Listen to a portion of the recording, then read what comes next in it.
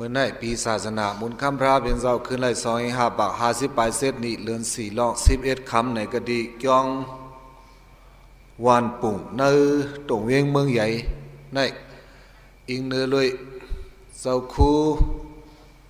สีริธรรมะอันเป็นศาสตร์ที่กะดีโหปุ่งเมืองใหญ่ในอ่อนโหน้ำหนาแต่เก่าเขาเนื้ออึ่งวานปุ่งเนี่ยนัทุ่งวันปุ่งในเสลให้เป็นจ้องหลงหลังหนึ่งปันซื้อว่าธรรมาพิปาลาในเย้าตัวลิงามเสตีให้เป็นปางป้อยหยัดน้ำดูด้านจ้องหมาในพอถึงเดือน4ลอง14คำมานั่นเนาะเดือน4ลอง14คำเตให้เป็นปางหยัดน้ำดูด้านจ้องหมามันจะซ้ำเจ้าคู่สิริธรรมะอันวันนั้นซ้ำตุกย้อนให้เจ้าเขามาหับฐานาดังหลุมาซอยหอปันดราเมื่อวันเลือน4ลอง14คำในวะเอ้ยกาวันนั้นเจ้าเขาซ้ำหลุขึ้นมือกว่าหอตราดังลอยแหลมพุ่นย้อนนั่นแหละมันเป็นไรค้าในไรหลันเจ้าเสนั้นเพราะนั้นก็มันเป็นเมื่อวันเลือน14คำนั้นก็เฮาเป็นมาปันแทงต่างว่าในกำขานนั่นแหละคัดใจขึ้นไม่งบยี่กันขึ้นเมื่อไหร่เปลี่ยนมาวันเหมือนไหนอ่ะย้อนนั่นแหละเจ้าเขาไล่เผามาเสียกรีปังปอยหยัดน้ำจ้องธรรมาพิปาละจ้องอันเป็นจ้องเก็มในจ้องหลงวันปุ่งได้กว่าเขาอ่ะจ้องหลงได้ก่อนหลังหนึ่งอันนั้นได้ก่อนมือเย้าก็เย้ามาเย้าเสียอันเดสืบเพชรก่อนวันดามือนาแทงก็ได้ว่าวนไว้อยู่วันไหนอ่ะจ้องหลงมันได้ก่อนจ้องอันเก็มมันไหนเจ้าอันเลยสื่อว่าธรรมาพิปาลาอันว่าในนั้นพอถึงดีเลือน4ลอง14คำมานั่นตีให้เป็นปางป้อยหยัดน้ำดูด้านตีปางป้อยหยัดน้ำดูด้านนั้นซ้ำเสริมมีลูกลังอันกึ่งลีเอาเฮ็ดสั่งเฮ็ดสร้างนั่นก็ซ้ำเอามานุ่งสั่งลองอันดังเฮตีเฮ็ดปาป้อยสั่งลองเนี่ยสั่งลองทั้งหมดดังเสียงไหลหัวมี80ไป1ปาเนี่ยว่านั่นก็นำไว้กะดีปางป้อยเนี่ยกะดีปางป้อยหยัดน้ำดูด้านจ้องธรรมาพิปาลาเลยดังป้อยสั่งลองเสาเสียวเขาแต่เก่าเขาตีวันปุ่งเนี่ยเสาเขาทำไรคำดังผิดบอกมาให้มาหอปันตราเนี่ยแหละมีดังหับห่มส้มดอนส้มเสือซ้อมโดยขอผิดบอกเสาคัวเจ้าสิริธรรมะเตวาวาในตอนหนึ่งก็ย้อนไหลสังลาเสและอันมาฮอดราในเจ้าเขาตั้งหลอมกวางเสไว้เตว่าต่างเจ้าถอมาเนี่ยสมมาเป็นเจ้าคู่สิริธรรมะปางเฮามาว่าอันมาปางอันปางมานั่นนะเพื่อถึงนี้มาสมาให้มาฮอบันตะกาดองเจ้ามีเสนาในตะกาวเขานี่ใครให้แต่เก่าเขาลดป้นได้สัมสราในเด็กกันนั่นนั่งเก่าเจ้าฐานเนี่ยใครให้มีดังหูมาอยู่เนาะใครให้อย่างก็ใครให้มีดังหูมาใครให้มีดังหูอันกึ่งงามอันเลียบหางเฮากันนั่นหนึ่งกว่ายอดนั่นแหละผิดบอกเจ้าเขามาในคำในเฮาว่าเสียดกะไรมาโหพันกันเยอะเฮาอ่อนกันฮอดราอ่อนกันถ่อมตราลองไล่หยับลงหาเปิงในแหละหกคอตราเขาดงละพาเนี่ยในความปาลีเสตื้อไว้เส้นนั้นดูละพาดูเนี่ยหยับละพาเนี่ยไล่ดูละพาเนี่ยลองไล่หยับลงทั้งหมดทั้งเสียงนั้นมีหาเปิงในว่าอันพระเป็นเจ้าวะอันตะกาพี่น้องวันปุ่งว่าน่ะมีหลายเปิงล่ะอันพระเป็นเจ้าวะได้มีหาเปิงอันตะกาพี่น้องวันปุ่งว่าซ้ำมีหลายเปิงก็มีหาเปิงอันพี่น้องวันปุ่งไล่หยาบนั่นเป็นอีสังล่ะไพ่ผ้าเขาเนี่ยจ้องไล่หยาบไพ่ผ้าก็หังไล่หยาบไปบ้านเฮาเมืองเฮาเนี่ยเอาไพ่กลางเฮาตีไตก็หังบ่เลี้ยงลีกาลงหลังสามารถเย้านำ ไพ่อันเป็นสันนิจากไอ้ป่านในหอยไต่ลงห้างเฮาในนั้นก่อนตึกแหลบหางเฮานั้นก็ระยับก็หึงก็บ่มีเงินก็ซื้ออะไรอย่างก็จักมันนั่นบ่นั้นก็ตอนนั้นไว้แหละดงละพระอันระยับลง5เปิงอันว่าไหนน่ะเฮาอย่าไปถ่อมความดังของดังซันดังใดดังหรือสังเฮาถ่อมด้วยความอันพระเบียนเจ้าก็ว่านั่นแหละอันพระเบียนเจ้าว่ามันระยับนะในนั้นน่ะอันเผว่าก็อันพระเบียนเจ้าว่า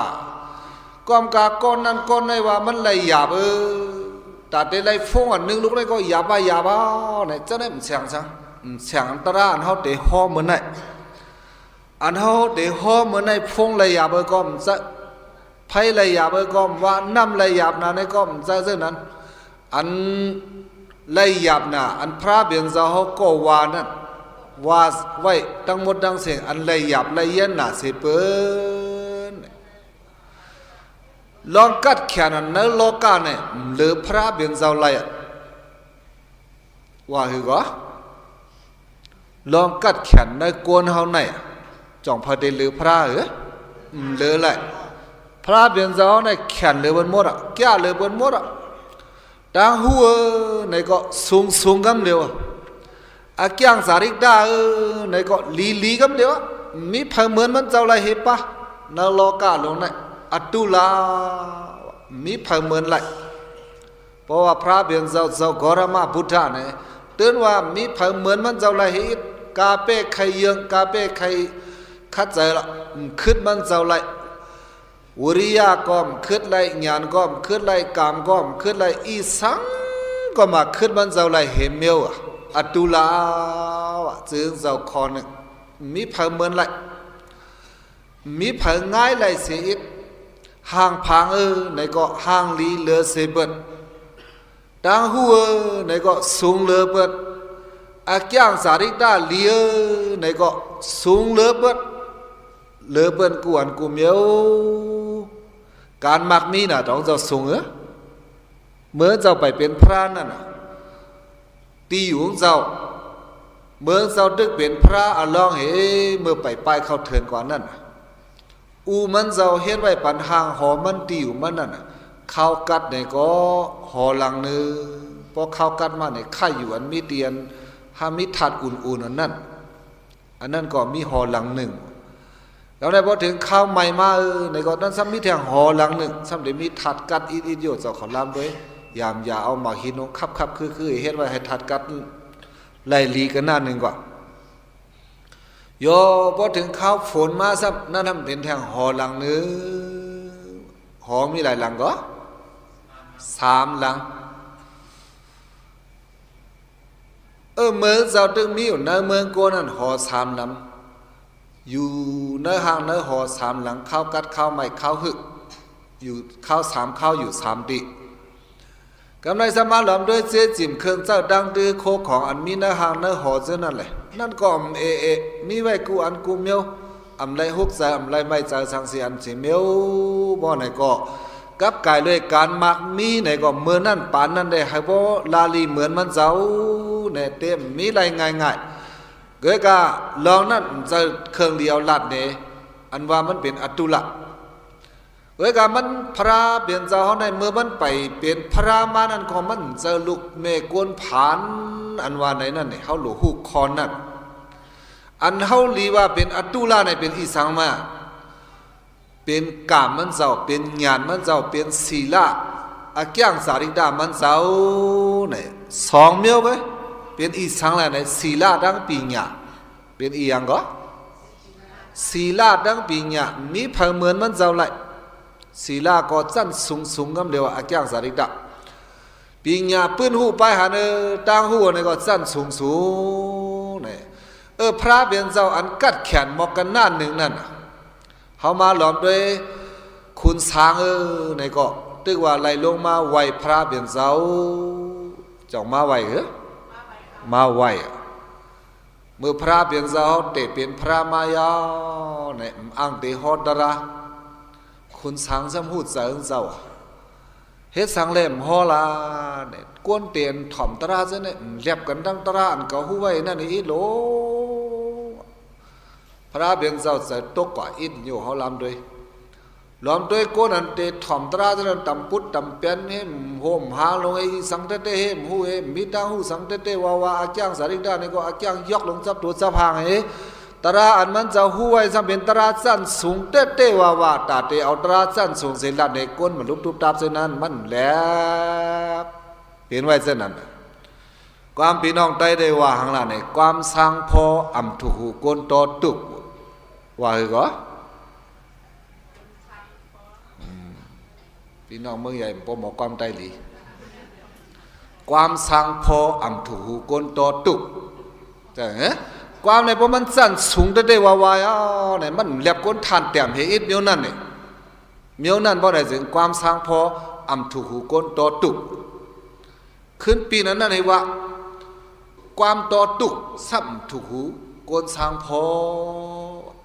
ความในเพราะมันทานแต้มในซ้ำแลบโกนทานสูงกว่าเห็นไหมความตอตุกอำถูกหูโกนสางพอ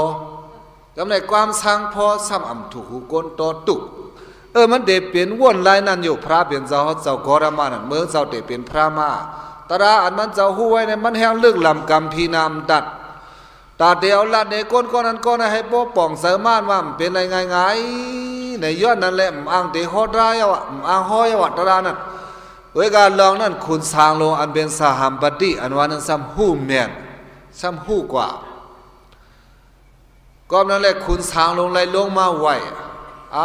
พอเจ้าห้อมห่อซ้ำเดี๋ยวมีผักห่อยเอาขาลาตราอันเจ้าเขาหู้ไว้หมอไว้เจ้านั้นพอเจ้าห้อมห่อในซ้ำเดี๋ยวมีผักห่อขาลาเมื่อเหลียวกรีนะเมืองมกดา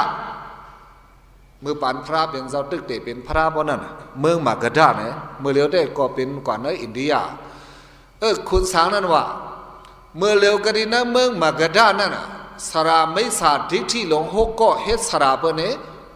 ห่อปันเปิ้นดาหูเมียวเย่าเมียวเมียวโหมหางออกมาสอนมันก้นเมืองข้าอันนั้นมันเป็นรอหางซ่าหางหวยลงตากก้นเมืองได้ดีขามันเสตื้อเสตามันนี่แหละ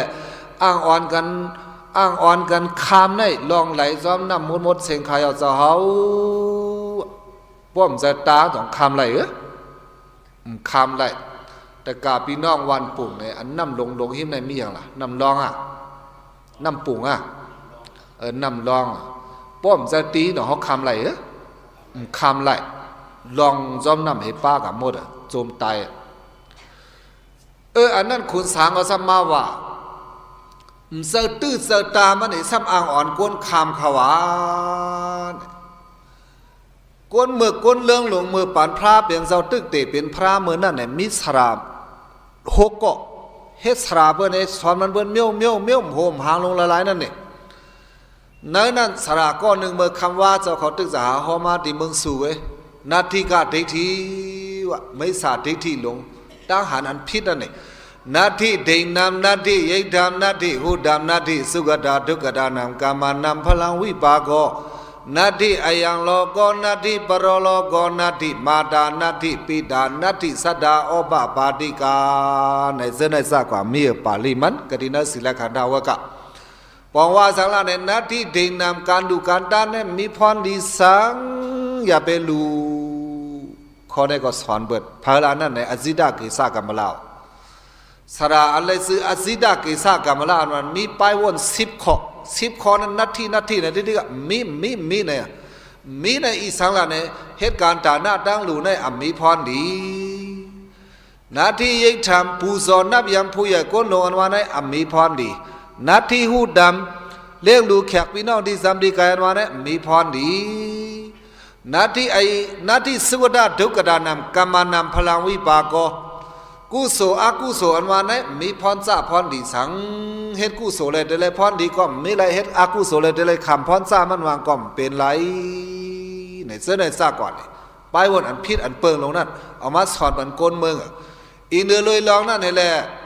คุณสางหันแม่นอันนั้นมันจะตื้อสายตามันซ้ำได้ว่าอ่านอ่อนก้นเมืองคามป้นน้ำออกข้าสีเมจะเลยหอดถึงเพราะว่ากัดเย็นนั้นมาได้มันเป็นไรขาย้อนนั้นเลยพอพระเปลี่ยนเจ้าห้อมฮอดราในพระสัมติมาฮอขาลา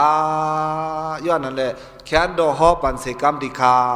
เนี่ยต้องคุณสงมาต้องคุณสางมาต้องป่าเนื้อคุ คุณสังมาไว้เล่าพระเบียนเจ้าเขาแขนกาเฮือนว่านั้นเฮาฮู้นั่นน่ะในโลกาหลงในกับในปานในก็เลยสังกับมือปานนั้นก็เลยสังในกาสัตวะตัวมิจฉาในสางอันว่าในเป็นอันจันสูงเลยบนสุดๆอ่ะผู้อันจันสูงมอกันนั้นตึกเลยมักคุบไว้พระเบียนเจ้าอยู่บ่ไหนก็จ้องพระเบียนเจ้าได้สูงเลยเขาสูงแต่เขาใกล้ตอบปันอินเลยถ่อมตราในไว้ใจนี้นี่หมอในถ่อม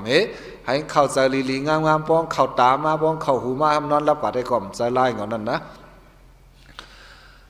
พระเบียนเจ้าเขาเขียนบอกกันหน้าหนึ่งยอดต้อมสังคุณสานั่งไหลลงมาไหวคุณผีมาติบัดต้อมมันจะได้หาดีว่าเมียวะตื่นไวว่าไวก็เดี๋ยวโกนก็ไวอ่ะขุนโกนก็ไวอ่ะเขามาหลอมด้วยมือปานเจ้าเตเป็นพระมาเนี่ยคุณหอคำ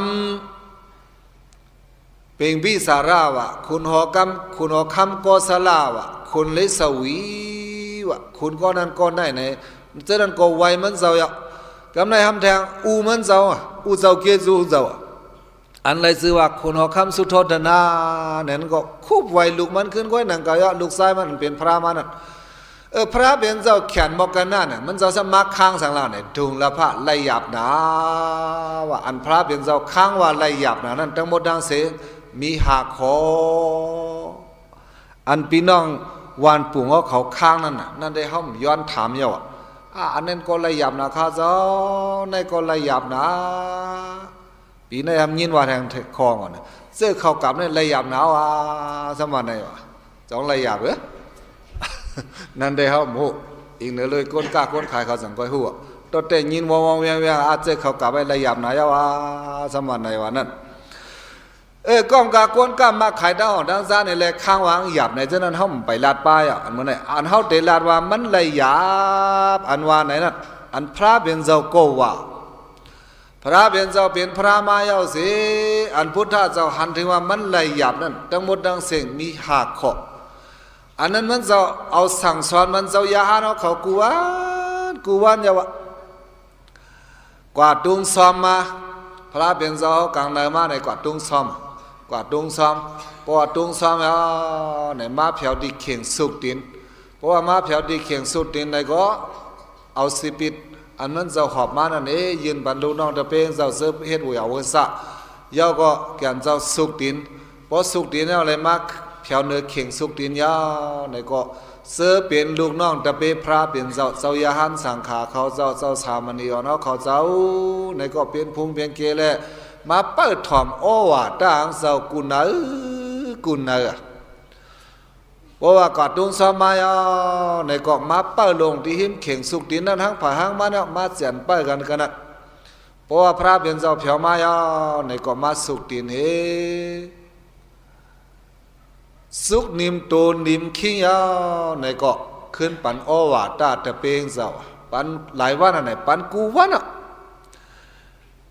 โหปึงสุดมาว่าหางละเนี่ยอัปปมาเดนะภิกขเวสัมปาเดชา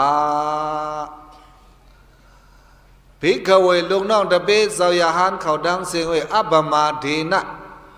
ดังลองฟังนัดสัมปาเดชะให้กลุ่มทนเป้งปอหลีกุเจ้ากุดนกุบาสิกำดาสู้เจ้าอย่าไปอยู่เรื่องล่างอย่าไปอยู่ลืมโตลืมคิงฟังลีแลอย่าไปลืมโตอย่าไปเฮ็ดสังก็อย่าลืมโตอัปปมาเดนะสัมปาเดชาเนี่ยพระเป็นเจ้าสั่งเช่นนั้นอัปปมาเดนะอย่าไปลงไปลืมสัมปาเดชะลองฟังนั้นให้เตรียมทวนซื้อผ่าซื้อมันเสียงเลยกูเจ้ากูป้าให้สติให้มีสติให้มีลองผ้าหางผ่าหางมันเลยอย่าไปเรื่องล่างอย่าไปลงตัวลืมคิงข้อในพระเป็นเจ้ามาสอนว่ากูเนอเนี่ยว่ากูว่าน่ะโย่เนี่ยมีเหตุปกกว่าตุงซ้อมมาเนอเลยก็มาเผียวยาวในก็สุกดินพอสุกดินเราก็อัปปมาเดนะภิกขเวสัมปาเดชาเจ้ายาหาเขาดังเสียงเว้ยฟังซื้อผัดซื้อมันขาอย่าไปอยู่เรื่องล่างลงตัวลืมคิงเอาสติตระซับดูซับหางไว้ตาสีหางผ่าหางมันเลยคอนไหน ลองพังนั้นมันลองอยากเตะว่าก็เป็นมันลองอยากเลยพระเป็นเจ้าซ้ำเอาไว้เป็นลองอยากเสเลยว่าลงอยู่กูวันอัปมาเดนะบิกเวสัมบาเดทะเจ้าย่านเขาอย่าไปลงไปลืมอันว่าเนี่ยพระเป็นเจ้าเอาสอนบันกูวันนั้นก็เสียมกาถึงที่วันมันเจ้าสำเร็จสามนิพพานนั่นตรามันเจ้าคอหลังสุดไหนก็อัปมาเดนะสัมบาเดทะ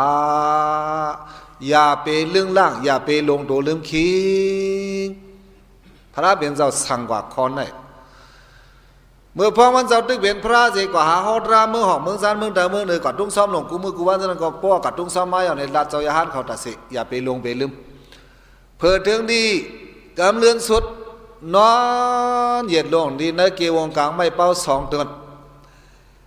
ก็ดีสนไม่เป้าคุณมันลาเขานั่นกุสินารามามีไม่เป้า2 ต้นดีนั่นนึกเจ้ากว่าอยู่ในเกงเหตุ3 นิพพานกว่าก็ดีนั่นพระเป็นเจ้าเมื่อคำเหลือน6 มนมหาสักเรตปากไป48นี่เมื่อนั่นเมื่อสำเร็จ3 นิพพานนั่นขอกำลังสุดมันนั่นอันนั้นก็พระเป็นเจ้าสำตึกสั่งกว่าว่าอัปมาเดนะสัมบาเดทา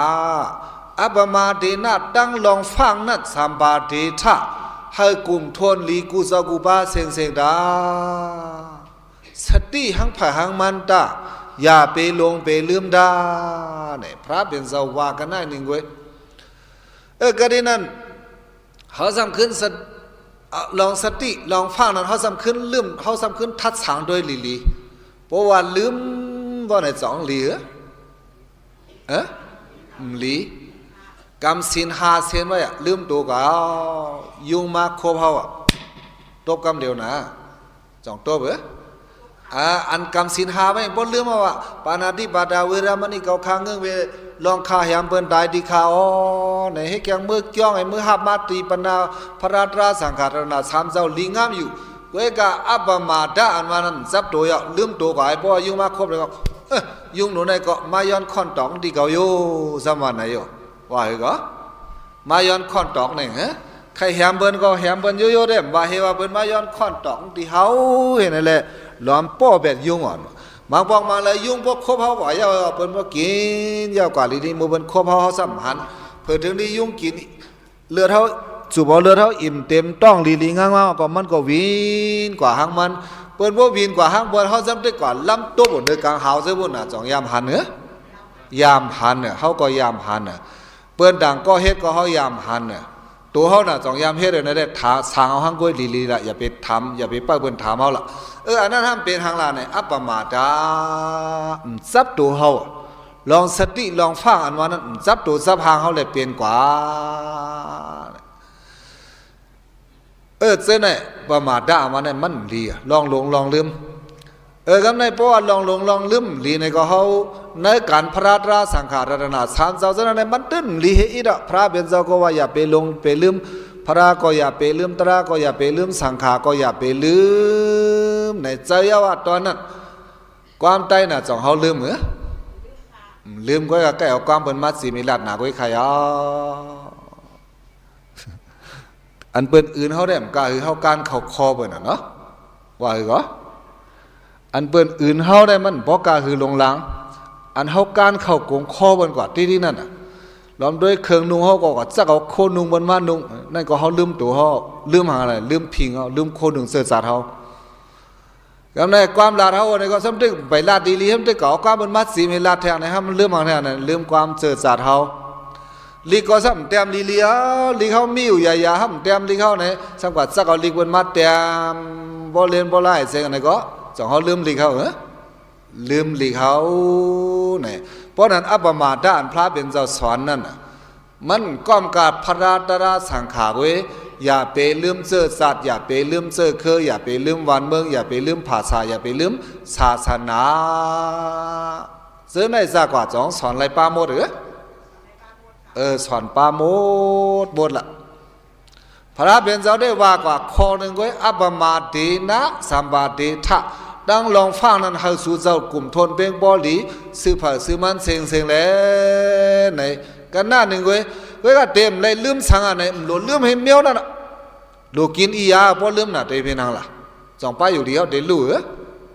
เอาเข้าในลูกกินอียาในป้อมกินน่ะด้วยนังล่ะป้าอยู่ลีเขาลู่นั่นน่ะก็นั้นแหละลองว่าอย่าไปลงไปลืมในนั้นพระเบียนเจ้าสั่งไว้เจ้านั้นอันห้อมลีลืมในพระเบียนเจ้าก็ห้อมลีลืมตราทำเจ้าก็ห้อมลีลืมมีไว้เจ้าหือหลูกแก้งเจ้าหือในก็ห้อหลูกคัดเจ้าอันกันเอาแก้งเอากำพระเบียนเจ้าอันเมื่อเร็วได้ก็อันห้อมมีอยู่ในเป็นหุ่นหางเจ้าก็เอาเนี่ยมันจะตูเต้มันเยาะพระเนี่ยหุ่นหางพระเบียนเจ้าหุ่นหางมันเจ้าสีดาก็อย่าไปลืมสังลาในกับกายเลยที่หุ่นหางมันเจ้าเนี่ยเขาอย่าไปลืมหลูหมออย่าไปลืมหางก็อย่าไปลืมหลูหมอกลางในมาซ้ำอย่าไปลืมต่างซ้อมป้องเจ้าอะไรก็เฮ็ดแขกเป็นต่างเฮิรนอย่างเดลีเหลียวอะเฮว่าหุ่นหางพระเป็นเจ้าปังมาไว้ที่เฮิรนได้ปังไว้อยู่อะเวลาเข้าต่างซ้อมเนี่ยสูญญาหือนั่นหนังญาหนึ่งปอกมังเฮิรนมังก็สำเร็จต่างเอาเพราะวันผิดวันศีลกันเนี่ยป้อมจะวันผิดวันศีลในพระเป็นเจ้าเล็บซุ้มซ้อมก็รวยๆแหละสังเกตว่าเป็นเมียวต้องไม่มาเตะว่าได้เคสอะไรก็หาเฮ็ดแขกคนต่างเฮิรนอยู่บ่ไหนมาได้มันจะลายมันอย่างนั้นลืมพระยาเนี่ยเขาว่าไหนให้แหละช่วยเอาหางเผาแทงตาหนึ่งเพราะนั้นก็กลับกลายเลยพระเป็นเจ้าเขาในอันห้อมหลีลืมในลองอันเขาได้ดูนั่นหนึ่งบอกมอนับตาพระเป็นเจ้าตาใครก็ตาพระเป็นเจ้ากำนำเพราะว่าเฮียนบอกมอนับในซ้ำสู่เฮียนไหวสู่พระซ้ำเลยมาไหวสู่โกนตัวมันเพราะนั้นเขาดูบันโกนเขาดูบันพระเพราะไหนถ้าเราหางก้อยแล้วนั่นเขาหมู่พอแฮนบอกมอนน้ำในมังปองมังอะไรได้ก็แฮนดูอยู่บอกมอนน้ำเขานั้นอันห่างหลีมันได้ซ้ำไหวมาจุดดังโกนเตะตัววะดูได้ซ้ำว่าดูพระอยู่อ่ะซ้ำว่าเอาห่างหลีไหวมาจุดไผ่โกนเตะตัวนั่นว่ะใครดูพระได้ก็ห้อมหูตอนนั้นอันหลีเลื่อมในหมอกมอนน้ำอันก้อมหลีเลื่อมน้ำกัดน้ำเย็นอันเมียวหลูกินหลูซุงนั่นก้อมหลีเลื่อมกำได้เข้าต่างซ้อมก้อมหลีเลื่อมอันห้อมเลื่อมนั้นพระเป็นเจ้ามาซุงว่าเนี่ยซุงก็มันเป็นพุทธานุสติเป็นที่คุกสลายพระเป็นเจ้าพระเป็นเจ้ามีเอาในเมืองกวนอะไรได้เขาก็หู้อ่ะก็กับมีสิทธิ์กูมันเจ้าตึงมีกูน้ำกัดดังอย่างพระเป็นเจ้าอันว่าอรหัมสัมมาสัมพุทโธวิสาสรณะสัมปันโนสุขโตโลกาวิทูอันว่าในทั้งหมดทั้งสิ่งนั้นมีกุงเส้นนั้นเขาหลุดคุกสลายแต่เสดาปานเมียวนั้นเพราะในสิ่งเป็นพุทธานุสติเป็นรองคุกสลายพระเป็นเจ้าในเป็นกู้โสตาเขาว่าเป็นกู้โสตาเปิ้นว่านั้นก็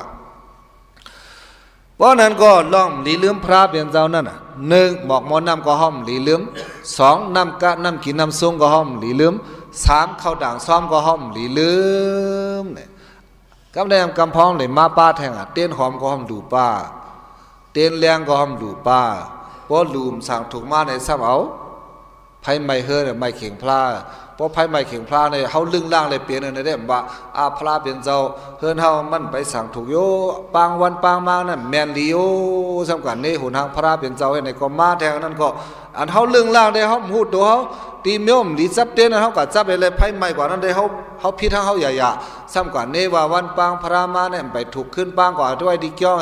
เพราะวันหลีจะก็ขึ้นปางมาเลยเจ้าไหนก็จะขอยามหันเต็มหัวอันเป็นเฮ็ดได้ก็เป็นเฮ็ดกว่าเยอะเพราะนั้นก็อันหลีเลื่อมในหมอกบอลน้ำน้ำกินน้ำส้มอะไรดังเข้าต่างซ้อมเต้นหอมเต้นแรงในก็ปองเป็นไรก็ลิมปองเป็นไรก็มันเป็นสังแทงตาหนึ่งอันหลีเลื่อมนั้นซ้ำหลีเลื่อมคูบไว้หลีเลื่อมให้อันก็หลีเลื่อมคูบไว้กลางเนื้อสุกนายเอาลีงามไว้หนึ่งปอกกลางคำสำนีมอนอนมาในก็ไว้แทงหนึ่งปอกมือคู่ใบพระเปลี่ยนเจ้าในก็โอกาสาในลีงามๆเยาก็หลอดกุ่งพระเปลี่ยนเจ้าคุกสลายกุ่งพระเปลี่ยนเจ้าเก่าเปิงเยาก็ส่งเมตตาบรรสัตวัต30,000พิสังสัตกวนดังหมดดังเสียงเยาให้ส่งให้เขามือนอนเฮ็ดจังนั้นว่าได้จึงกึ่งดังเป็นคนพุทธภาษาเรื่องของพระตราสังฆะตอนนั้นนั่นเรื่องพระนั้นไว้เยาก็เอาขนาดนึงธรรมะตระอันพระเปลี่ยนเจ้าเฮาโหไว้เจ้านั่นน่ะจองเฮาลืมใครลืมหมู่ค้าเนี่ยเจ้าเขามาเผียวมือไก่กำเป่ามาถ่อมตราว่ากำเป่ามาถ่อมตราว่าเจ้าเสียวเขาเจ้าคั่วเขาเจ้าเจ้าเขากุตกะเขามาถ่อมตรากำในหนึ่งขบปีมี3 ป่า60 ป่า5 วัน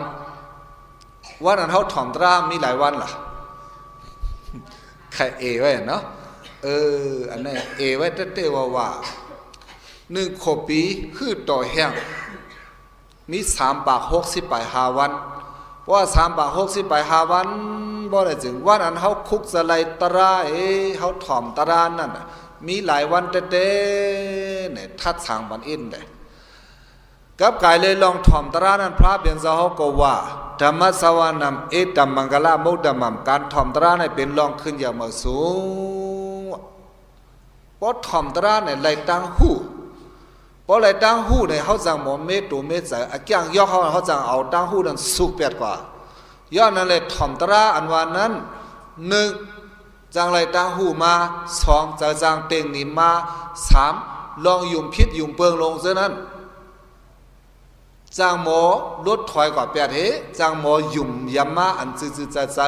เห็นได้จ้ากว่ามีพรดีดังนำดังหลายย้อนนั้นเลยถ่อมตรานั้นพระเป็นสวะเป็นรองขึ้นอย่างมาสูงในเนื้อมังลาดรา38ข้อนั้นพระเป็นสวะใส่ไว้ป้ากำในรายการกุศล10ข้อก็ใส่ป้าลองถ่อมตรายาวะดานาศิลาภาวนาปัสเสนาวิยาวิสาปฏิดานาปดานุโมทนาธรรมสวนาเนี่ยป้ามากระดินั่นเลยพอถ่อมตราเนี่ยเป็นกุศลไรกุศลพอเต็งยันกันในมาถ่อมได้มันไรเห็นหรือก็เมื่อถ่อมตรามไรไว้เฮิรนก็ว่าใครถ่อมก็เมื่อถ่อมแล้วใครเมื่อถ่อมก็ดังเสียนกันไปท่าว่ามุนเจ้าดีไก่เขาได้มาเขาว่าพวกเมื่อถ่อมในพวกมีคนถ่อมมาในสิรินาตาวันเมื่อเขารู้ในอาหนากันในเมื่อก็ก้นก็ก้นไปเสลือเหตุการณ์เฮือตั้งวันมุนเจ้าเขาซ้ำเตี่ยวกันเมื่อถ่อมตรายเนี่ยอาหนากันในเมื่อถ่อมตราเมียวนั้นได้ก็ไล่กู้สู่อยู่ข้าเนี่ยไล่กอบสังละเจอมันจึงเสือใช่เหรอเพราะเจิมจึงเจอป้าในอาหนากันในเลยมาเมียวนั้นมันไล่กู้สู่ไล่พระเป็นเจ้าว่าถ่อมตราเลยไล่กู้สู่นั้นตัวเจ้าก็ยอมห้าเในเมียวนั้นจังก็ไล่กู้สู่เนี่ยเพราะนั้นก็1 ขวบปีมี3 บาท 60 ไป5 วันนั้นพอเขาเคยให้มันไหลกู้สู่ในก็เขาหลุดถ่อมบันกูวันป้ามุนเจ้ามาห่ออะไรในก็อันเป็นห่อไว้ในแคบในสังสนมันมีเอามาผุยให้ถ่อมมานั้นก็รู้ลิกอันเจ้าเขาเสื้อมีดังหูเสียเตรียมมาเจ้านะเนี่ยนั่นก็มันเป็นการถ่อมตราดังเก่าอ่ะป้อมเอาเจอเสริมบอกกันหน้าหนึ่งเด็ดเลยว่าลืมตรายอ่ะเนี่ยสังเกตว่าเขาสามเอาใจสัญญาเมื่อตั้นถ่อมก็ถ่อมป้อมตั้นถ่อมก็รู้ลิกตราเจ้านั้นเพราะอะไรจึงไล่ตั้งหูน้ำตั้งหันกวางมันนั่นปองว่าลงลืมตรากำในลืมสังขารพี่น้องเมืองใหญ่เขาพี่น้องวันปุ่งเขาจ่องลืมสังขารเจ้าลืมป้าอันเขาจีนอยู่นั่นลืมกูป้าลืมกูป้าเขาในก่อนจังเป็นสังขารเนาะมุนจ้างเขามาว่าในพวกมุนจ้างเขามาได้สันเสาแคบดินพวกใครเสียเป็นกูก็บ้านเรียนเท่ากับเท่ามาพวกย่ามุนจ้างเขามาอะไรได้ตอนมากายเกี่ยวไอ้ปอจองกึ่งลิมีเมียวนั่นกึ่งลิมีเขาเป็นเจ้าป้าเลยเป็นลูกน้องแต่เป็นพระเป็นเจ้ากูป้าเนี่ยแต่เลยเอาตั้งหุกคอในใส่ปันก็เป็นลูกน้องแต่เป็นพระเป็นเจ้าเสืออันนุ่งผ้าเหลืองสังการอันมีตั้งหุกก็เลยสังอันมีตั้งหุกก็เลยสังในบทเหลืองกิ้งเงี้ยนั่นเองนุ่งห่างการในต่างตัวศาสนาไว้ยอในเขาเดี๋ยวเลยไว้ใจกันหน้าหนึ่งเลยล้อมด้วยสังขารเจ้าอันวานเนี่ยนั่นได้เป็นมุนจ้างเขาวันนี้ก็ห้ามเอาใจใส่กาเป็นในป้อมจะมุนจ้างเขาวันว่าห้ามเอาใจใส่ยักด้วยแคบเมื่อหลู่เมื่อดันจอยแถมสังอีดาว่าอะไรจึงอันนั้นไปเลยว่าคุกสลายสังขารให้คุกสลายสังขารว่าเนี่ยเขาเป็นป้าหรือเป็นเพราะว่ามันต่างตัวศาสนาพุทธเจ้าเสียเหตุการณ์ศาสนาอยู่เพราะไหนเขาเป็นเจ้าป้าหรือเจ้าลูกเมื่อหรือมาลูกอันนั้นลูกเอาใจใส่เสียหมอลูหมอดันหมอนับหมอยำเหตุการณ์ว่านิวาตามังกลาให้นั่นก่อนจังได้ว่าลืมสังขารนั่นเพราะเป็นนั้นก็อันพระเป็นสวะอัปมาเทนะสัมปาทิธาอย่าไปลงไปลืมมันว่านั้นอย่าไปลืมพระอย่าไปลืมตราอย่าไปลืมสังขารเจ้าจัดนะต้องลืมเหรอลืมฮัดละได้ความข้อนั้นลูกโกสังให้แคบเสร็จเจ้าจัดก็ป้นลืมความไรก็เจ้าจัดว่าเนี่ยมันเป็นติดใจอยากใจก้าวไว้หนังเก่าเหมือนเมื่อเร็วเขาลัดความป้องกันไว้ริมซะเนี่ยต้องป้องกันนะป้องกันน่ะเขาลัดกว่าก็ตะเกาเขาป้องดีเลี้ยวเนี่ยได้เป็นความเจ้าจัดเขาเนี่ยเขาเป็นใต้น่ะใต้ถุนเอาจังเขาเนี่ย เอาความตราจังไหนลาดต่อกันให้เขาป้องกันดีเลียเนี่ยซ้ำว่าเอาเองเดียวมาเป่าพิ้วๆในตอนที่ป้องเปลืองเหลียปองภายมันลิหมูภายให้แกหมดเชื่อความให้ออกมาในเกคิวฉะนั้นบ่ได้ความเองเดียฉะนั้นหาใจหนาวเฮ้ยพวกยาวไว้ยังสาธุซ่องกว่าบ่ได้เป็นตายเอาว่านั่นอันนั้นมันจะเสื้อจานเฮาความป้องกันดีฉะนั้นเฮาสำติก็เอามาไว้เป็นใหญ่ก็มันใจเฮาหนาย้อนนั่นแหละเสื้อจานเฮานั่นความลาดเฮานั่นพอเฮาเตลืมแบบมันก็มันใจแม่นอันเก่าอันว่าในฉะนั้นเฮาหมกคู่หังผาหังมันเนี่ยเพราะนั้นก็อัปมาดะอย่าไปลงไปลืมอันว่าเนี่ยอย่าลืมพระอย่าไปลืมตราอย่าไปลืมสังขารอย่าลืมสระอย่าไปลืมพ่อแม่อย่าไปลืมเสื้อจัดอย่าไปลืมวันเมืองอย่าไปลืมกยองในเจ้าไหนจงลูกสาวป้าลูกสาวป้าหมดหรอเจ้าน่ะเพราะนั้นก็ตอนนั้นเย้าไอ้แหละลองว่าดีลงดีลืมนั่นเมียวอันดีคุกสลายนั่นลูกเอาใจใส่ตาเสดาปานั่นกันด้านหนึ่งเอาวะพระเป็นเจ้าปันโอวาดาเจ้ายาหันเขาอันเฮาวานั่นกูวันอัปมาเดนะภิกขเวสัมบาเทธะเจ้ายาหันเขาทั้งหมดทั้งเสียอย่าไปลงไปลืมพังถูพังคิงหังผังมันกูจะกูบาเลยอันว่าไหนนั่นเพราะไว้เสนั่นจะมาว่าสังหลังเนี่ยพุทธบาทดงละบ่โลกสมินโลกาลงในตับพระเป็นเจ้าเตปอมาหนึ่งสูอันว่าในมันละหยาบนะข้อที่หนึ่งอันนั้นอันพระเป็นเจ้าว่ามันละหยาบนั่นพุทธบาทดงละบ่โลกสมินโลกาไหนพุทธบาทลองว่าให้พระเป็นเจ้าปอมาหนึ่งสูนั่นเนี่ยดงละบ่มันละหยาบละเย็นนะอันพระเป็นเจ้าข้างว่ามันหยาบนั่นอันสอนว่ามันหยาบนั่นนโลกาในตาพระเป็นเจ้าเตปอมาหนึ่งสู่อันว่านั้นมันละหยาบละเย็นย้อนนั้นเลยเมื่อย่าเมื่อสู่เจ้ามาเกิดรบทบญาศาสนาพระเป็นเจ้ามาหบพระเป็นเจ้าหนังไหนคัดใจเอาสติตระเกียมโตเสียอย่าไปลงไปลืมโลกย่างเสหือก็ย่างโลกกรรมสินศีลาเสหือก็กรรมโลเหตุการภาวนาเสหือก็โลเหตุสร้างกว่าคืออย่าไปลงไปลืมคัดใจย่างกรรมให้กิเลสเจ้าก็มอดวัดยิ้มเย็นสิฮอดถึงนิพพานก็เย็นกว่าซื้อผัดซื้อมันเลยพระเป็นเจ้าว่าขอไหนเพราะนั้นก็ข้อที่หนึ่งอันพระเป็นเจ้าว่ามันละหยาบนั่นดงละบาอันว่าไหนนั่นเป็นอันเลยนั่นน่ะไหนเป็นข้อเลยนั่นน่ะไหนเป็นข้ออันว่าตาพระเป็นเจ้าเตปอมานโลกาไหนมันละหยาบนะในข้อที่หนึ่งโยบอกว่าพระเป็นเจ้าปอมานโลกาไหนมันปอหยาบนะอันว่าไหนนั้นเขาซ้ำแต่เลยป่องจะลองพุทธะอันว่าไหนนั่นเนี่ยป่องจะลองหังก็พุทธะพระในว่าเขาว่าความใดพระเป็นเจ้าซ้ำขึ้นเสตื้อขอความว่าพุทธะพุทธบาทพุทธอุบาทดงละบ่โลกสมินโลกาลงในตาพระที่เป็นปอตาปอมาหนึ่งสูในมันละหยาบหนาอันว่าในนั้นพุทธะอันว่าปองว่าหังลาเนี่ยผู้หูเนี่ยว่าเหรอก็ผู้หูผู้มีตังหูเนี่ยผู้อันมีตังหูพุทธะอันว่าเนี่ยผู้มีตังหูในพุทธะเนี่ยจะมีสามพุทธะสุตตพุทธะสาวกพุทธสัมมาสัมพุทธะปัจเจกพุทธะสาวกพุทธะทั้งหมดทั้งสิ้นพุทธะมีสามเมียวมีหลายเมียวก็มีสามเมียวสัมมาสัมพุทธะอันว่าในพระเป็นเจ้าเมียวเหล่านั้นผู้ก้นหูหนังหือนั้นบ่ไหน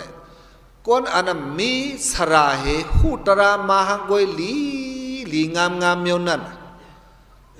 อันไรหยาบนาเนี่ยนโลกาลงในพระเป็นเจ้าปอมาหยาบนาก้นมีตังหูปอมาหยาบนาอันว่าไหนนั่นก้นมีตังหูก็เหล่านั้นเมียวเหล่านั้นไหนสัมมาสัมพุทธะสัพพะธรรมานัมพุทธติติสัมมาสัมพุทโธพระเป็นเจ้าอันหูตรามาหังกวยลีงามพระก้มสอนมันหูมาหังกวยมันก็ในอันมันหูมาหังกวยมันน่ะพระก็หูมาหังกวยก็หังผาหังมันนั่นก็ยาวนะเมืองกวนของเขาเนี่ยต้อมสังเมือป้นมาหลายวันในเคยเจ้ายามยินข่าวกว่าข้อ ตะกะก้อนกวนก้อนหนึ่งเอาปันเอาลินเหนียวเฮ็ดหอยเมื่อกันดออูเขาเฮ็ดหยังก็ปันเอาลินเหนียวเฮ็ดจึงหอเข้าพักจ้องเมื่อกันดออูเขาเพื่ออูคอมห้องพิษอูเขาสำแหมอูเขา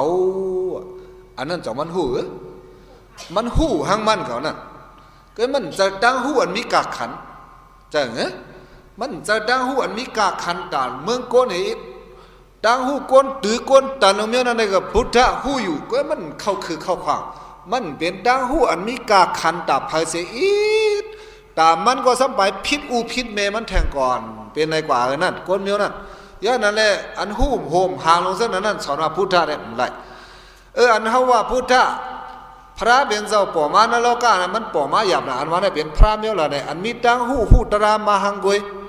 เพิ่มสอนบันเลยหูกำในอันหูมาอย่างนั้นก็ซ้ำพิษผลหน้าเนี่ยจะสามาหูมาดังหลีดังงามเป็นตราอันซื่อจะมันแม่นเมียวนั่น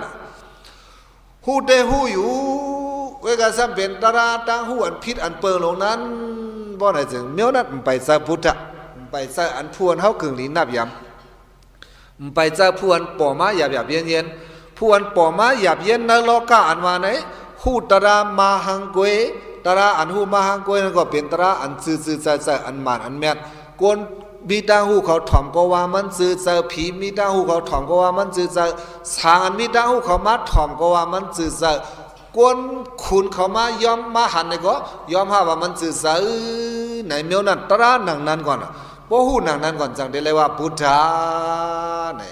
พุทธะสัมมาสัมพุทธะอันว่านั้นเป็นเจ้าป้านั่นอย่างอันว่ามันป่อมาหยาบนะนรกะแล้วในธรรมะแทงเสาหนึ่งปัสสิกะพุทธะหูหังก้อยนังเก่าหูตราได้หูอยู่หูหังก้อยปัสสิกะพุทธะอันมือหูพี่น้องใต้หลีดีได้เป็นเสาเมียวหลังนั่นน่ะเสาปัสสิกะพุทธะหูได้หูอยู่หูตรา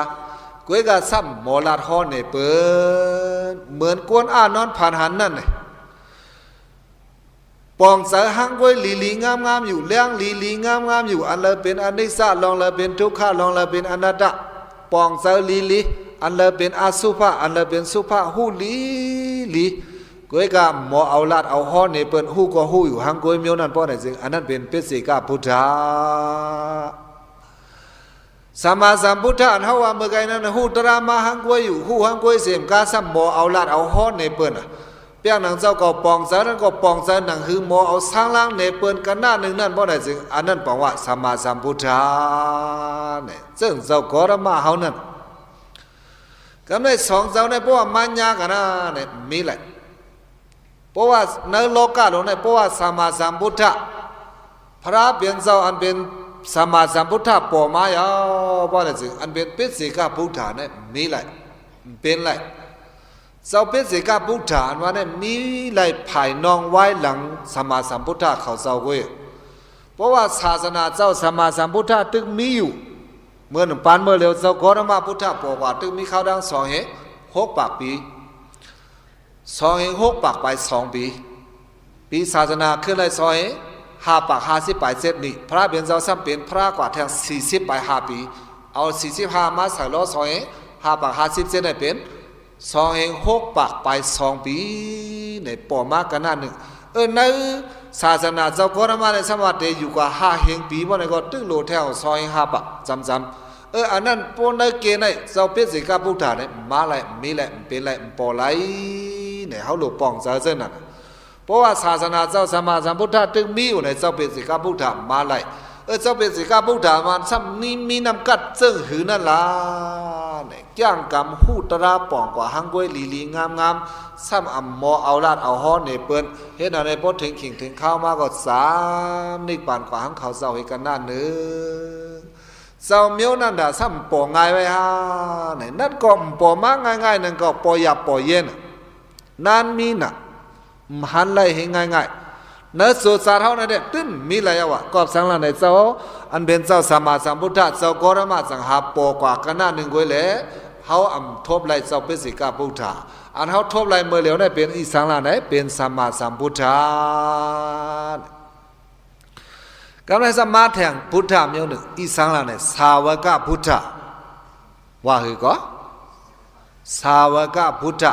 พุทธะเนี่ยหูสาวกเนี่ยเป็นตะเปเป็นเสเลยหูเพราะนั้นก็สัมมาสัมพุทธะปัสสิกพุทธะสาวกพุทธะเนี่ยพุทธะมีสามเมียวสาวกพุทธะมาเนี่ยเป็นเจ้ายาหานเขาเจ้าเจ้ายาหานเขาเจ้าเสื่อนมาถ่อมเอาตราพระเป็นเจ้ามาพึกซ้ำตราพระเป็นเจ้าเสียหูกว่าปองใส่กว่าเลี้ยงใส่กว่าเมียวนั้นเพราะอะไรจึงอันนั้นเป็นสาวกตัวเก่าหูมาหังกวยไหลอันเนี่ยหูไหลตื่นเดี๋ยววันเล็บเฮียนสอนอ่านตีนันตีนายเอาสิจังกวยหูมาจังกวยปองใส่มาเพราะอะไรจึงอันนั้นเป็นสาวกพุทธะอันนั้นมีอะไรอ่ะนะกับเขาป่านเขาเนี่ยจะเขาทบยาอะไรเหรอทบไรวะทบไรอ่ะทบไรอ่ะแต่กับพี่น้องมึงวันปุ่งเขาในอยู่จำซบตุงเอเดียวเนาะซบตุงในมีทั้งหลายซบตุงอะจะหาป่นข้าวกัดไม้ค่ะข้าวกัดได้กินดังตุงมานำหนาอาลาค่ะเนี่ยเอาตุงกับโมโรค่ะซบตุงในมีนั่นลินสีป้อน้ำตุงในมีดังไผ่ตกตั้งเสียงของวันเสียงของวันตกเมืองเกษีวันจามนั้นยานนอก12 ลักษณะเนี่ยดังนั้นมีซบตุงว่ามีโหดเมืองตุงว่าเนี่ยตีเมืองตุงนั้นซ้ำมีน้ำตุงว่าน้ำตีอันน้ำตุงออกนั้นเป็นคำว่าซบตุงว่าโกนอะไรป้อมลัดกว่าไหมเพราะอยู่นิ่มซึ่งหนาลาเนี่ยเป็นว่าอยู่ซบตุงเลยค่ะเหมือนใกล้วันไหนกันนะเปียวเมียวพี่น้องใต้ในใกล้ว่าคิดว่าตอกกันอีนั่นนะว่านั้นก็เลี้ยวเพราะหมดตอบในห้องหลุดถามเอานะจ้าสาวกพุทธะเฮตเปเปิ้นเย้าสังกวยป่องเสมาสังกวยเลี้ยงเสมาเพราะไหนจึงเมียวนั่นเป็นสาวกพุทธะทอมยินที่เปิ้นในสังกวยหูมาเพราะไหนจึงสุตตพุทธะเมื่อดังเมื่อเลี้ยวเฮาตึกอ่อนกันลัตตราใครเคยลองพุทธะลงในเฮาลัดในกันเนาะแต่ก็เขาซ้ำทอมยินเนี่ยอันทอมอันยินได้เป็นสุตตะเอาหูถอมให้ยินกว่าอันต้องไว้เนื้อหูเขาเลยเขาเลี้ยงเสริมมาเพราะนั้นเพราะอะไรจึงอันนั้นเป็นสุตตะพุทธะเนี่ยแต่เขาก็มีส่วนเป็นพุทธะอะไรมีส่วนเป็นโกนหูอะไรเป็นโกนหูเมียวอะไรนั่นนะเพราะอะไรเป็นสุตตะพุทธะถอมเบิ้นลาดเย้าถอมเบิ้นห้อยเย้าสิจังก้อยป่องเสริมมาเมียวนั้นเพราะอะไรจึงสุตตะพุทธะเจ้าคู่เขาว่าเจ้าคู่บ้านนั้นบ้านไหนไรคู่มาไหนเจ้านั้นก็กว่าออกมากว่าเห็นมาไหนเจ้านั้นก็เป็นพุทธะนั่นเก่านั้นอันนั้นเป็นพุทธะสังฆะไหนเป็นสาวกพุทธะเนี่ยต่อสาวกพุทธะเนี่ยก็พูดหยาบหน่อยนะเหมือนเจ้านั้นนาดีตรงใต้วันปุ่งเมืองใหญ่เนี่ยเจ้าคู่เขาอันเย้าธรรมสริยามาเนี่ยเหลือเลย2-3 ปาอยู่เนี่ยเจ้าเขาทางกันนั่นแต่มีอะไรหมอก2-3 ปาไว้อันเย้าธรรมสริยาอันว่าไหนนั่นพี่น้องเมืองใหญ่เขาอันอ่องธรรมสริยาเนี่ยแต่มีอะไรหมอก2-3 ปาอันเจ้าหันกับตาเจ้ามาเลยได้เป็นเจ้าคู่สิริธรรมะเขาในว่าเนี่ยอันนี้ธรรมสริยาเนี่ยธรรมะเนี่ยตระอาสริยาเนี่ยเป็นสระลองตราเนี่ยเขาจะหู้ลีเลี้ยงลีปองสริยาเนี่ยเป็นสระไผ่ตระเนี่ยปองว่าในคอนนั่นนั่นธรรมสริยาอันว่าในนั้นกำไรสัมมาหลอมด้วยทางต่างวันต่างเมืองแหละในเมืองเกษีวันจามสาธิตเจ้าเขาอยู่เสาเมืองนั่นในเมืองเกษีนั้นทั้งหมดทั้งสิ้นอันเย้าธรรมสริยามันอันเย้าสั้นคู่มันเนี่ยตึกมี6 ปาในเมืองลายขามี7 ปาเกียงตุงมี7 ปาอันเจ้าเขานับด้วยเจ้าเขาจะไหนมุนเจ้าได้นำกาเป็นเขาเยาะก็กะอันเย้าธรรมสริยาจะไหนมันไว้แหละอันพระเป็นเจ้าว่าพุทธบาทดงละบอลกะสมิงนลกะลงในพุทธะปอมาหยับนาอันว่าไหนนั่นยาเปกว่าหิบาปัสสิกะพุทธะยาเปกว่าเนตว่าสัมมาสัมพุทธะโตกะสาวกะพุทธะตั้งหาหยับหาเย็นโหเนี่ยเขาจะเลยปองใส่คอนในอันไรหุ่นเล็บเห็นนักลิกนักไล่เสเลยปองใส่ตราพระเป็นเจ้ามานั่นเพราะอะไรจึงอันนั้นปองว่าสาวกะพุทธะอันถอมยินก้อนนั้นก้อนในป้านั้นป้าในลาทอเสด็จป่องเสมานั้นเพราะอะไรจึงอันนั้นก็เป็นสุตตพุทธสาวกพุทธะเนี่ยมีซึ่งนั้นกำในให้อะไรพระเป็นเจ้าพุทธะอันว่าในให้อะไรมันเป้หยาบเย็นล่ะให้อะไรมันเป้มาป่อหยาบเปเย็นดันนั่นล่ะเนี่ยอันเป็นสัมมาสัมพุทธะนั้นเขาไว้ให้กำหนึ่ง เฮาลัดคือสาวกพุทธะในสาวกพุทธะนั้นเฮาลัดอันกับตาเฮาไหลแกดีวันปุ่งเมืองใหญ่ในกำเหลียวเจ้าคู่สิริธรรมะเมืองเจ้าเตซ่ากว่าเห็นลิกเมื่อนั้นไล่ลูกเอาดีวันปุ่งเมืองใหญ่นั่นเองไป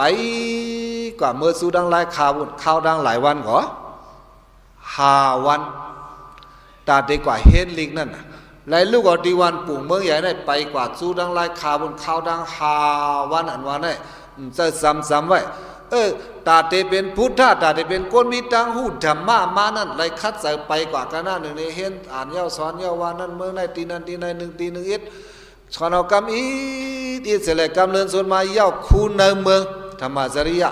สำคัญอย่างคามันคาเมืองอะไรกว่าเมือง4-6กว่าอยู่ก็ว่านี่แหละสอนให้เราแทงภายธรรมะต่างภาษาต่างความรัดเอาความต่างเสื้อต่างเยอะเสร็จเลยสอนเอาให้เลยฮู้อันว่านั้นเป็นพุทธมายา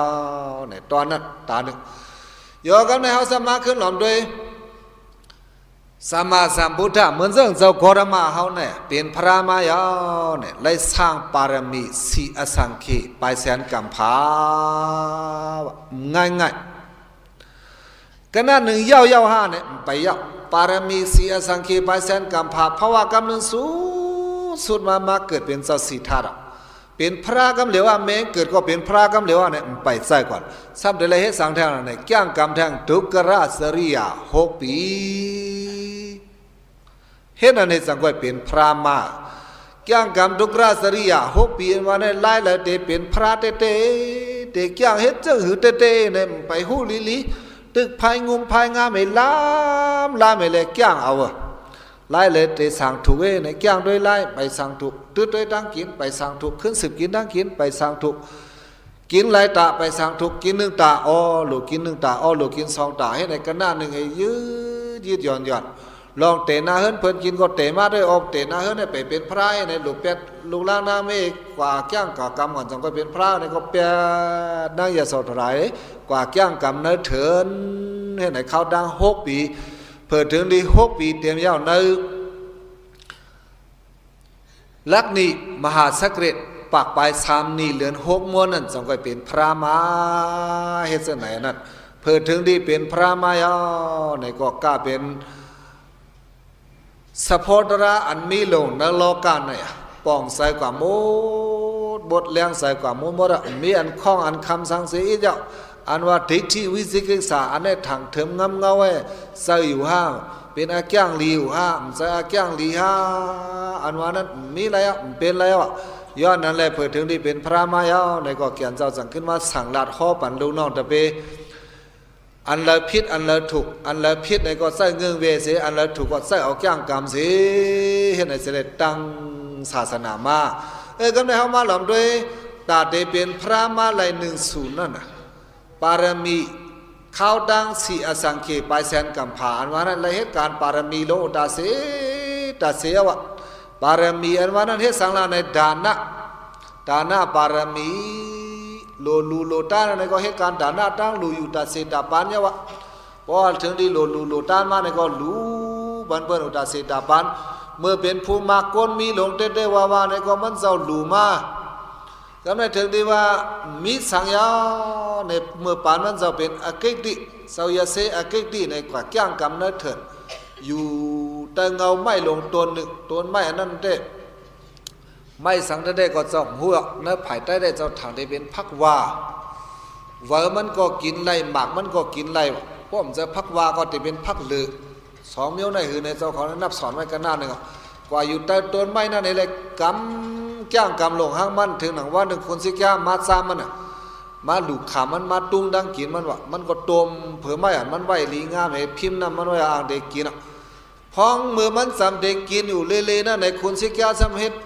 อาสาหางปุ่มหน้าลอยมาตุ้งเอาดังกินมันในก็มาเอากว่ามานั่นก็มันดูกว่าฐานะปารมีในมือภาวะตึงมีพักตัวมันเมียวเหลวไว้ก่อนตึงเอาพักตัวมันนั่นเองลูบันเบิ้นกว่าเฮ็ดจังไหนในเจ้ากรมาเอาสร้างปารมีมาอันว่ามันเจ้าสร้างฐานะปารมีในนั้นก็ในไว้เหตุฐานะปารมีนั้นมีทั้งศีลปารมีแก้งกรรมศีลธรรมอยู่นั้นบ่ได้ซึ่งอันนั้นเป็นศีลปารมี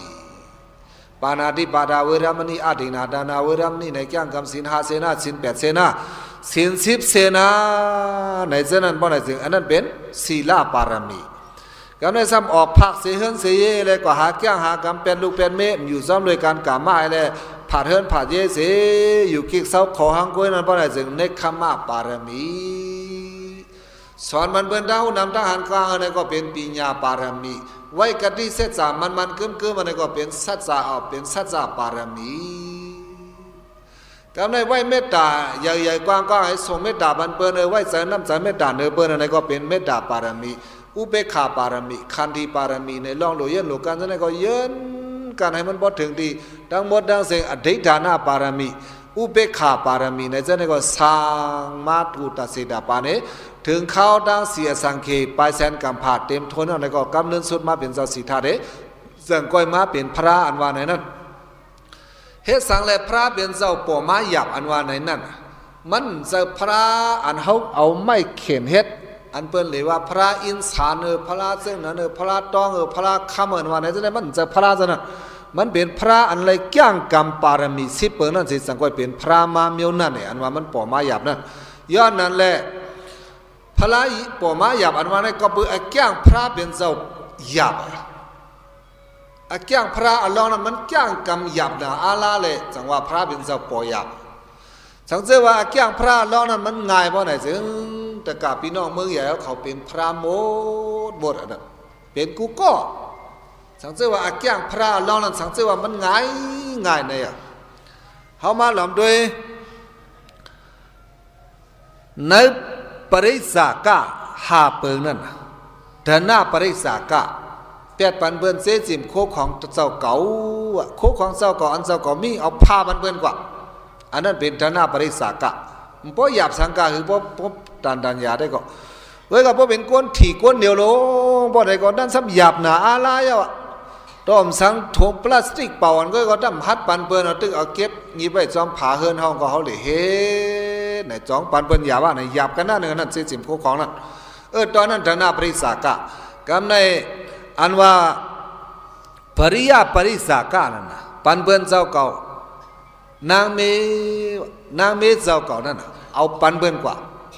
อันนั้นก็พระล้อยำปันเปิ้นมานางเมมันอันมันหักโหมสมเปียงเปียงโอเปียงเสมันอันไหนเพราะว่าก้อนนั้นก้อนไหนขลายนี่ก็มันนั้นตึกหยาดน้ำให้ปันเปิ้นกว่าไหลเฮ็ดจังไหนอ่ะ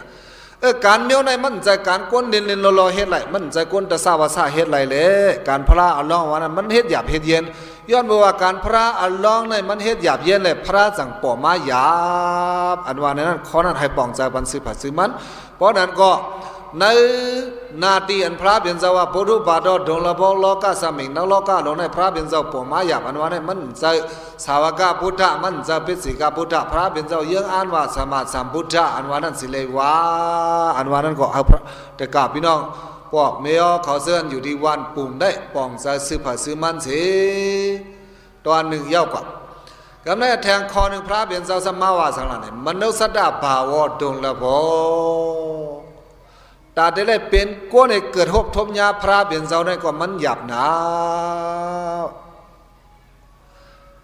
ตาได้เลยเป็นก้นเกิดหบทบยาพระเป็นเจ้าอันว่ามันหยาบอันว่าในเฮอะไรมันหยาบละไหนเขามาหลอมด้วยเดี๋ยวเลยด้วยผักกันดังแอคขณะสุดดากำในแอคขณะสุดดาอังกุตรานิกายะนวกานิปาตานันกรินันเนไว้ลองแอคขณะสุดดาที่อันว่าเฮงกัดแปดเปิงอันว่าไหนนั่นเนี่ยเมื่อปนมาเข้าดังเฮาเสร็จปีเนี่ยเจ้าขอยามมาฮอดีเมืองใหญ่มีเฮงกัดแปดเปิงไหนฮอไว้เป็นข่อยเป็นแคบไว้มีนั่นกรณีนั้นมันโยที่สุดมาไหนเมื่อพระเป็นเจ้าป่อมานรกาในเพราะว่าเขาโตกว่างาลายกว่าเป็นซาดากว่าเป็นเพระกว่าเป็นสางอายุยาวลงเส้นนะ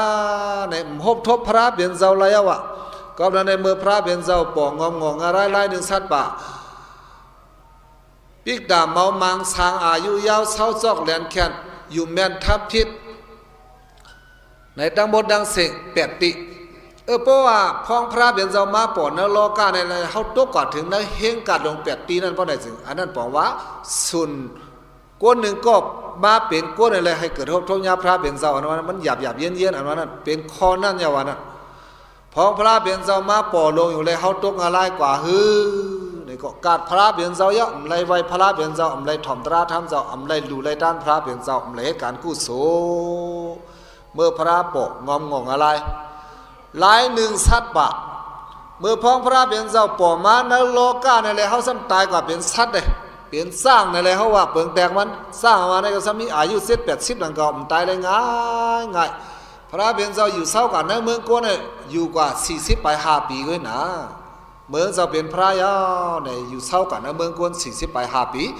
สังสารวัฏตายก็เป็นสร้างลงเลยบ่ไหนก็45 ปีมันก็ซ้ำเลยอยู่20บ่ไหนก็45 ปี2ก็มีอายุ90บ่ไหนก็สร้างจังไกเซงสัตว์นี่ก็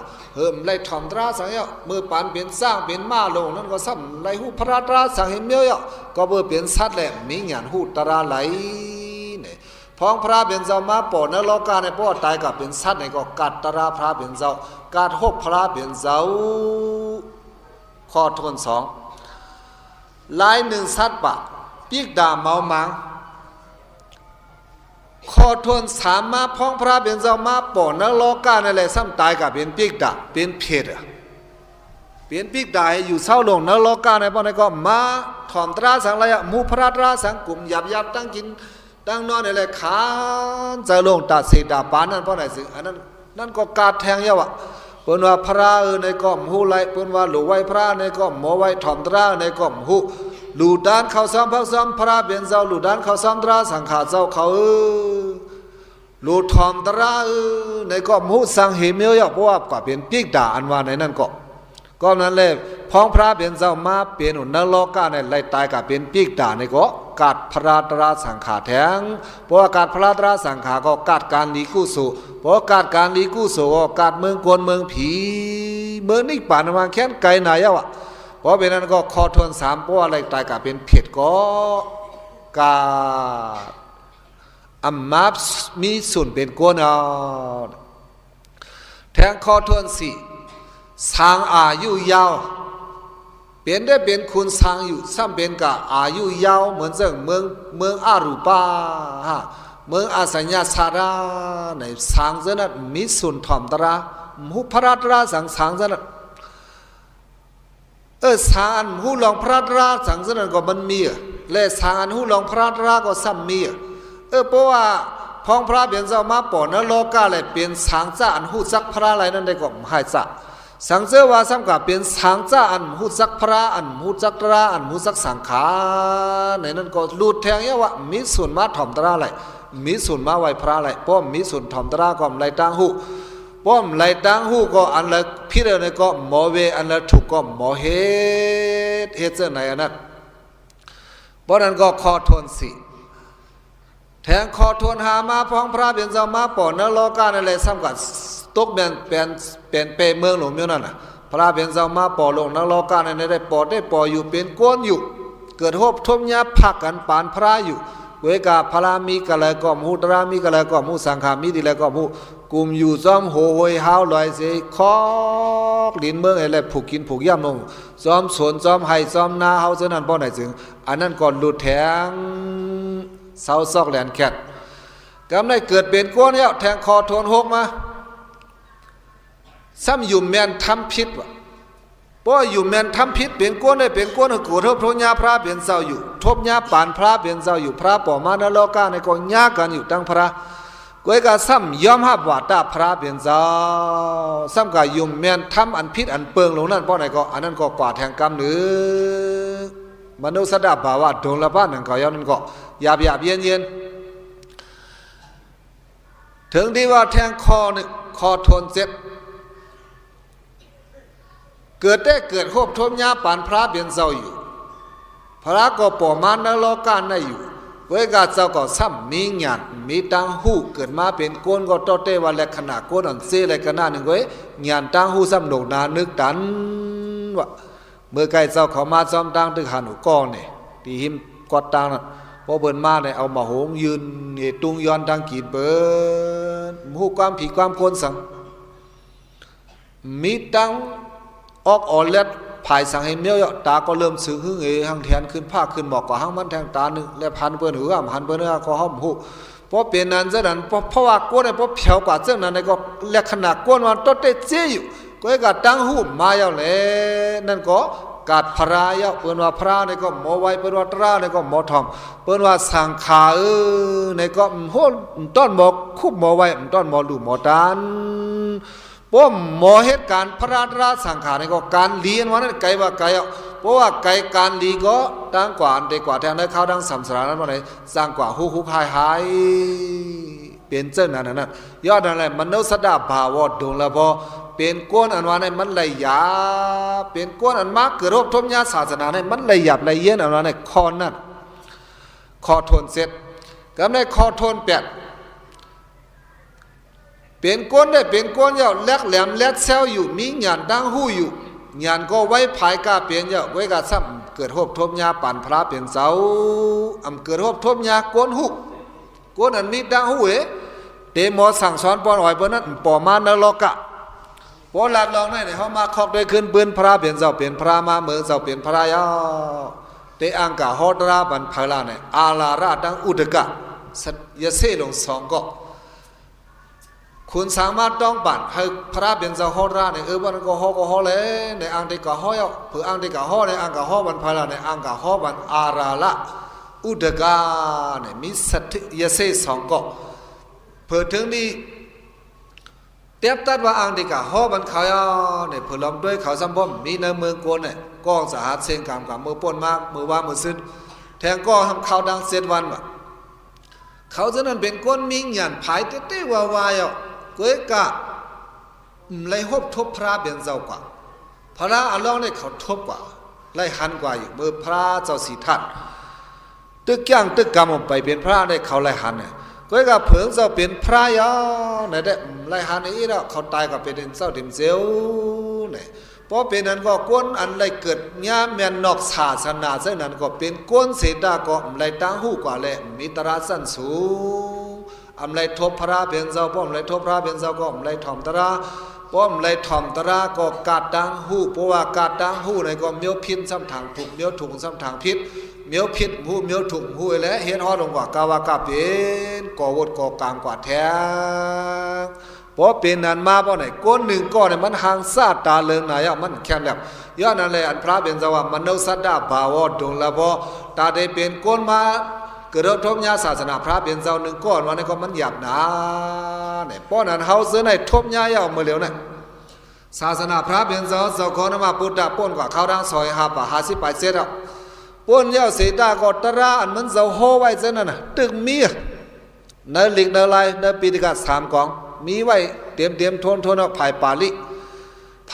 เตรียมทนเอ็มการแล้วภายใต้ก็จะเขาดึกคัดจะวันกันครึ่งปีนให้เป็นภายใต้เขาแต่แดดให้บ่ฮู้ถึงตีป่องมันลีงามๆเมื่อเร็วนั้นอันนั้นก็ป้าเจมส์เจ้าคู่สิริธรรมะอันอยู่ที่เมืองวันปู่เมืองใหญ่แต่เขาได้อันเดลัยโฮมมือกันโฮมกันเหตุการณ์ทางป้องกันกว่าเส้นนั้นอันนั้นธรรมะเส้นนั้นมันตึกกึดอยู่ในป่องว่าเขาเกิดทบญาศาสนาพระเป็นเจ้าเนี่ยมิติเล็กซะเพราะนั้นก็อันเขาโลกแก้งโลกกรรมศีล5 เส้นก็กรรมไรศีล8 เส้นก็แก้งกรรมไรภาวนาอันเป็นว่าสมถะภาวนาก็แก้งกรรมไรอันเป็นว่าวิปัสสนาภาวนาวันนั้นก็แก้งกรรมไรอันว่าได้ยุมฮัดกรรมเหลวเพราะนั้นก็ข้อทวน2อันว่าไล่หยาบนะอันพระเป็นสวรรค์ในโลกาเนี่ยให้เป็นเกินให้เป็นเกิดเป็นก้นเกิดรวบทบญาศาสนาพระเป็นเจ้าอันว่านั้นมันไล่หยาบในข้อทวน2ข้อทวน1เมื่อไกตาพระเป็นเจ้าสมมาสัมพุทธะเตปอมันในโลกาเนี่ยมันไล่หยาบอันว่านั้นเย่ากันเสียเพราะนั้นก็ข้อทวน3มาดุลภาสัทธาสัมปติว่าเป็นก้นมาเย่าเกิดรวบทบญาศาสนาเย่าทบญาศาสนาพระเป็นเจ้าอยู่เย่าก็ให้กับศรัทธาตรามีเต็มทนอันว่านี่มันหยาบศรัทธาอันว่านี่เป็นน้ำใจอ่อนก้นเฮาเมียวหนึ่งตั้งยุ่มยำการลีเนี่ยลูเฮเดอแฮมเบิ้นตายเนี่ยลีลักโคของเบิ้นเนี่ยลีพิษกรรมเมสุเนี่ยลีพอยุ่มยำเจ้าเนี่ยเพราะอะไรจึงอันนั้นเป็นศรัทธาเหตุการณ์หรือการด้านเนี่ยเป็นการดีกรรมศีล5 เส้นมันกึมได้เป็นการดีกรรมศีล8 เส้นมันกึมได้เป็นการดีในป้อยุ่มเจ้าไหนป้อไหนจึงศรัทธาเห เหตุการณ์ด่านหน้าด่างหลูในมันถอดมันเมียเลยเพราะว่าเหตุการณ์ด่านหน้าด่างหลูในมันจังลดถอยไรแบบใส่อุบาดานเฮาอันเฮาอ่อยห้อยเนื้อเจ๊จิมโคของเฮานั่นเพราะเฮาดูมด้านไรในจะติดจะห้อยโคของเฮาอยู่นั่นเพราะอะไรจึงอันนั้นมันจังป้าเฮาทุกข้างในเขาดังสัมสราเพราะป่องเจอจะไหนก็เป็นสัทธาพระในเป็นผู้อันทวารัญญาเสเปนนโลกาในตระในเป็นผู้อันทวารัญญาเสเปนสังขารในเป็นตีหลุดตีไว้อันทวารัญญาเสเปนเนี่ยเพราะยุ่มยำหนังในก็เป็นสัทธาสัทธาคอนนั่นอันนี้ก็ลาลีมีวะเฮสัทธาตระมีมาในสัมโลสังลาในโลดังหูพอห้อมใกล้ถอมใกล้ยินดังหูน้ำดังหันกวางตีนันตีในว่าในก็สัทธาเขาก็ซึ่งสังไรกะหือเพราะว่าเขาใกล้เล็บเห็นดาวน้ำดังหันกวางตีนันตีในตระหูนั้นวันนั้นตระหูในวันไหนชาวบ้านในมาโหกัดเจ้าไหนชาวบ้านนั้นมาโหกัดเจ้านั้นเนี่ยพอเขาใกล้เล็บเห็นใกล้ถอมใกล้ยินใกล้รู้ลิกรู้ไล่เจ้าไหนก็สัทธาตระเขานั้นจังใหญ่กวางมาจังซึ่งใส่มาหรือเก่าเห็นเจ้าไหนนั่นและสัทธาตระคนนั้นมันน้ำลองใหญ่ตาคนหนึ่งก็เต้ๆว่าสัทธาตระอันว่านั้นเพราะว่ามีไหนก็มันเหมือนเรื่องก้นมือพุทธหลงนั่นยาวสัทธาหัตถ์พระเป็นเจ้าวัฏคราเขาเจ้าว่าสัทธาตระอันว่าไหนหัตถ์มันเหมือนกับดังมือเขาเป็นก้นในอยู่หลงนั่นโลกาในพอเขามีมือไหนเขาใครกินสังก็เอากินไรเขาใครหังก็ซักเอาไรห้อมใครหังก็เอาวืดแปดไรเขาโค้มือไหนก็ย้ายไรเปลี่ยนไว้เส้นนั้นหนึ่งมือเขาไหนเขาดังตื้อลีน่ะกับในก้นหนึ่งก็ในป้อมมีมือเอาว่าไหนจึงจังเฮ็ดสังโค้มก็จังย้ายเคยกินก็จังไรกินอันนั้นถูกใจในก็ใครเอาวืดแปดอะไรก็จังเอาวืดแปดเท่ไหนในศรัทธาเอาป้อมมีมือไหนเมื่อ2 เฮงไป10 ปีคริสต์2 เฮงไป10ในเจ้าเขาเพียวกว่าที่อินเดียกที่พุทธกายะเตียนพระเป็นเจ้ายามเป็นพระมานัต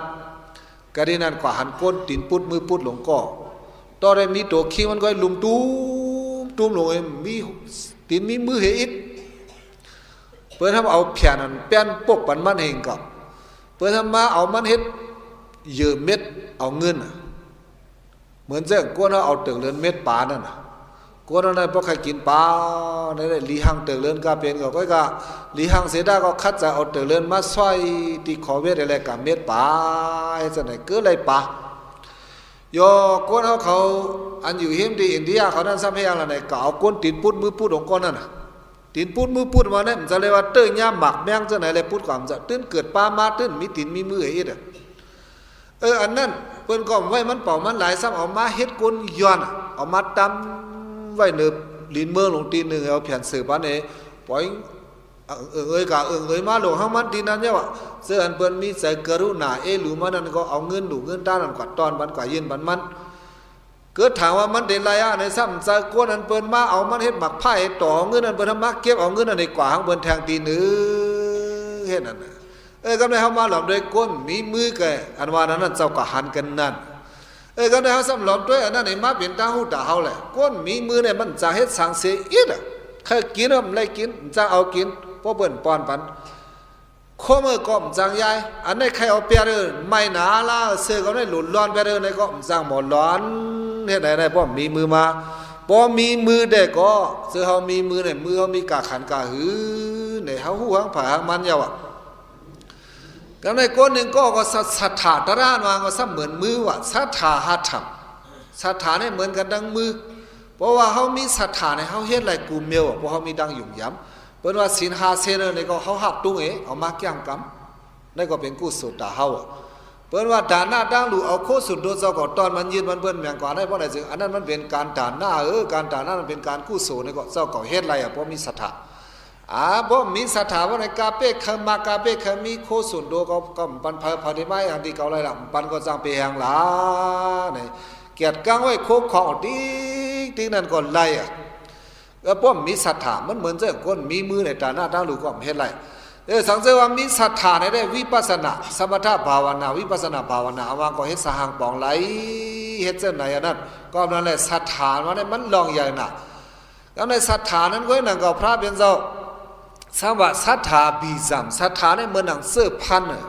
เพราะเขาเอาศรัทธานั้นมีเสื้อพันนั่นเองผูกซ้อมกับว่าไหนจึงเขาได้มีกู้สู้กับวันดาเมื่อนาแทงเพราะเขามีศรัทธาในก็เขาจังผูกซ้อมเสื้อพันกู้สู้และเขาเด็มมีกู้สู้กับวันดาเมื่อนาไหนเสื้อในพระเป็นเจ้าเขาว่ามีดังนำดังหลายอันในอาราวกาสุตานั้นตอนนั้นเขาไว้เพราะนั้นก็อันละหยาบละเย็นน่ะคอทนสองมานั้นเป็นคอทนสามมานั้นเป็นอีสังลาเนี่ยเป็นศรัทธาตระเป็นก้นมาหนึ่งก็เขามีศรัทธามอยุ่มยำพระมอยุ่มยำตระมอยุ่มยำสังฆะมอยุ่มยำดานะมอยุ่มยำศีลาอันว่าไหนเจ้านั้นมันนานเป็นมันนานมีในพระเบียงเจ้าเขาว่าไหนก็ในอันนั้นพระเบียงเจ้าว่านั้นเย้าในก็อันนั้นใครปองว่าหางล่าไหนใครให้คัดใจให้เจ้าก็มีศรัทธาตระย้อนนั้นแหละแต่เขาอุติวันปุ่งเมืองใหญ่คำไหนเลยมาอ่อนกันถ่อมยินลองดงละพระลองละหยับละเย็นลงหาเปิงนั้นอันว่าในก็ศรัทธาเกิดหบทบญาพระเปลี่ยนเจ้าก็เขาหบญาศาสนาเจ้าเยอะกำในทำแทงมาเป็นกวนอันเกิดหบทบญาในก็เขาเกิดหบทบญาลีเลียและศรัทธาตรามีมีที่มโหสถตะเกาเขาได้ก็อยู่ที่ตะเกาเขาเพราะว่าใครให้เป็นผู้ลีก้นแบบเก่าวันดาเมื่อนาในก็ศรัทธาตระนั้นมีหนังหือเตมีลูกคัดใจใกล้ถ่อมบันดาระฮาไลตาหูนำตาหันกว้างลูกคัดใจใกล้ลูปันดิกปันไลฮาไลตาหูนำตาหันกว้างเสียเมสุปปัศรัทธาเจ้าเก่าเฮาศรัทธาเจ้าเก่าฮาวแห้งเพราะว่ามีศรัทธาอันนั้นยาวบ่ได้จึงสร้างเอาเจ้าเก่าเป็นพระกว่าคนไลเขามาลองด้วยพระลองมีสามท่านศรัทธาที่เก้าวะวิริยาที่เก้าวะปัญญาที่เก้าวะพระลองสามสูตรพระลองสูตรที่หนึ่งศรัทธาที่เก้าอิงเนื้อตั้งยุ่มยำเสกย่างกำเป็นพระกว่านั่นเป็นพระเมียวหนึ่งศรัทธาที่เก้าอิงเนื้อวิริยาอะไรย่างกำติ๊กศรัทธาเด่นเพราะหาวยังกาปัญญาก็เพราะมีสังกาลงหลังด้วยการตั้งคัดเสหาวยังเสกย่างกำเมียวนั้นเพราะอะไรจึงพระลองเมียวนั้นว่าวิริยาที่เก้าไว้วิริยะเป็นอย่างเสด็จย่างกำเป็นพระกว่าแทงคอทวนสามพระลองเมียวหนึ่งปัญญาที่กะไว้ปัญญาเป็นอย่างเสด็จย่างกำเอาปัญญาอ่อนหัวน้ำนากุศลกุเสียงกวนกูเปิงไว้ปัญญาไว้ดาวน้ำดาหันกว้างเป็นอย่างเสด็จย่างกำกว่าเคยยาเมียวนั้นเพราะอะไรจึงเมียวพระลองนั้นห้องว่าปัญญาที่กะอันเป็นพระสัมมาสัมพุทธมาลายนั่นน่ะอิงเนรวยน้ำใส่สามเมียวศรัทธาวิริยะปัญญาสามเมียวนั่นเพราะว่ามีศรัทธาหาวแห้งบ่ได้จึงเป็นพระก็ไล่เป็นสาวกาก็ไล่เป็นเปสิกาพุทธาก็ไล่เป็นก้นลีก้นเมียเรกว่าก็ไล่เป็นคุณเสจาวดีกว่าก็ไล่มีดีตวนสาวเจ้าก็คลายเข้าเป็นเพราะว่าเจ้าก็มีดังยุ่มยามเอาในก็ลูกคัดเจอจ้างกรรมให้สร้างบารมีเนี่ยใครเป็นพระก็หลุยย้อนสู้เอาไว้ใครเป็นเจ้าเป็นสิกาพุทธาเนี่ยก็หลุยย้อนสู้เอาไว้ใครว่าเป็นสาวกพุทธาเนี่ยก็หลุยย้อนสู้สิเลยจ้างกรรมสร้างบารมีกว่าเนี่ยเพราะนั้นก็ศรัทธาว่ามันกาขันใหญ่ก็น่าในพระเป็นเจ้าสังว่ามันละหยาบละเย็นก็บอกว่ามันละหยาบละเย็นและเมียวหยาบเมียวเย็นลงหนังนั้น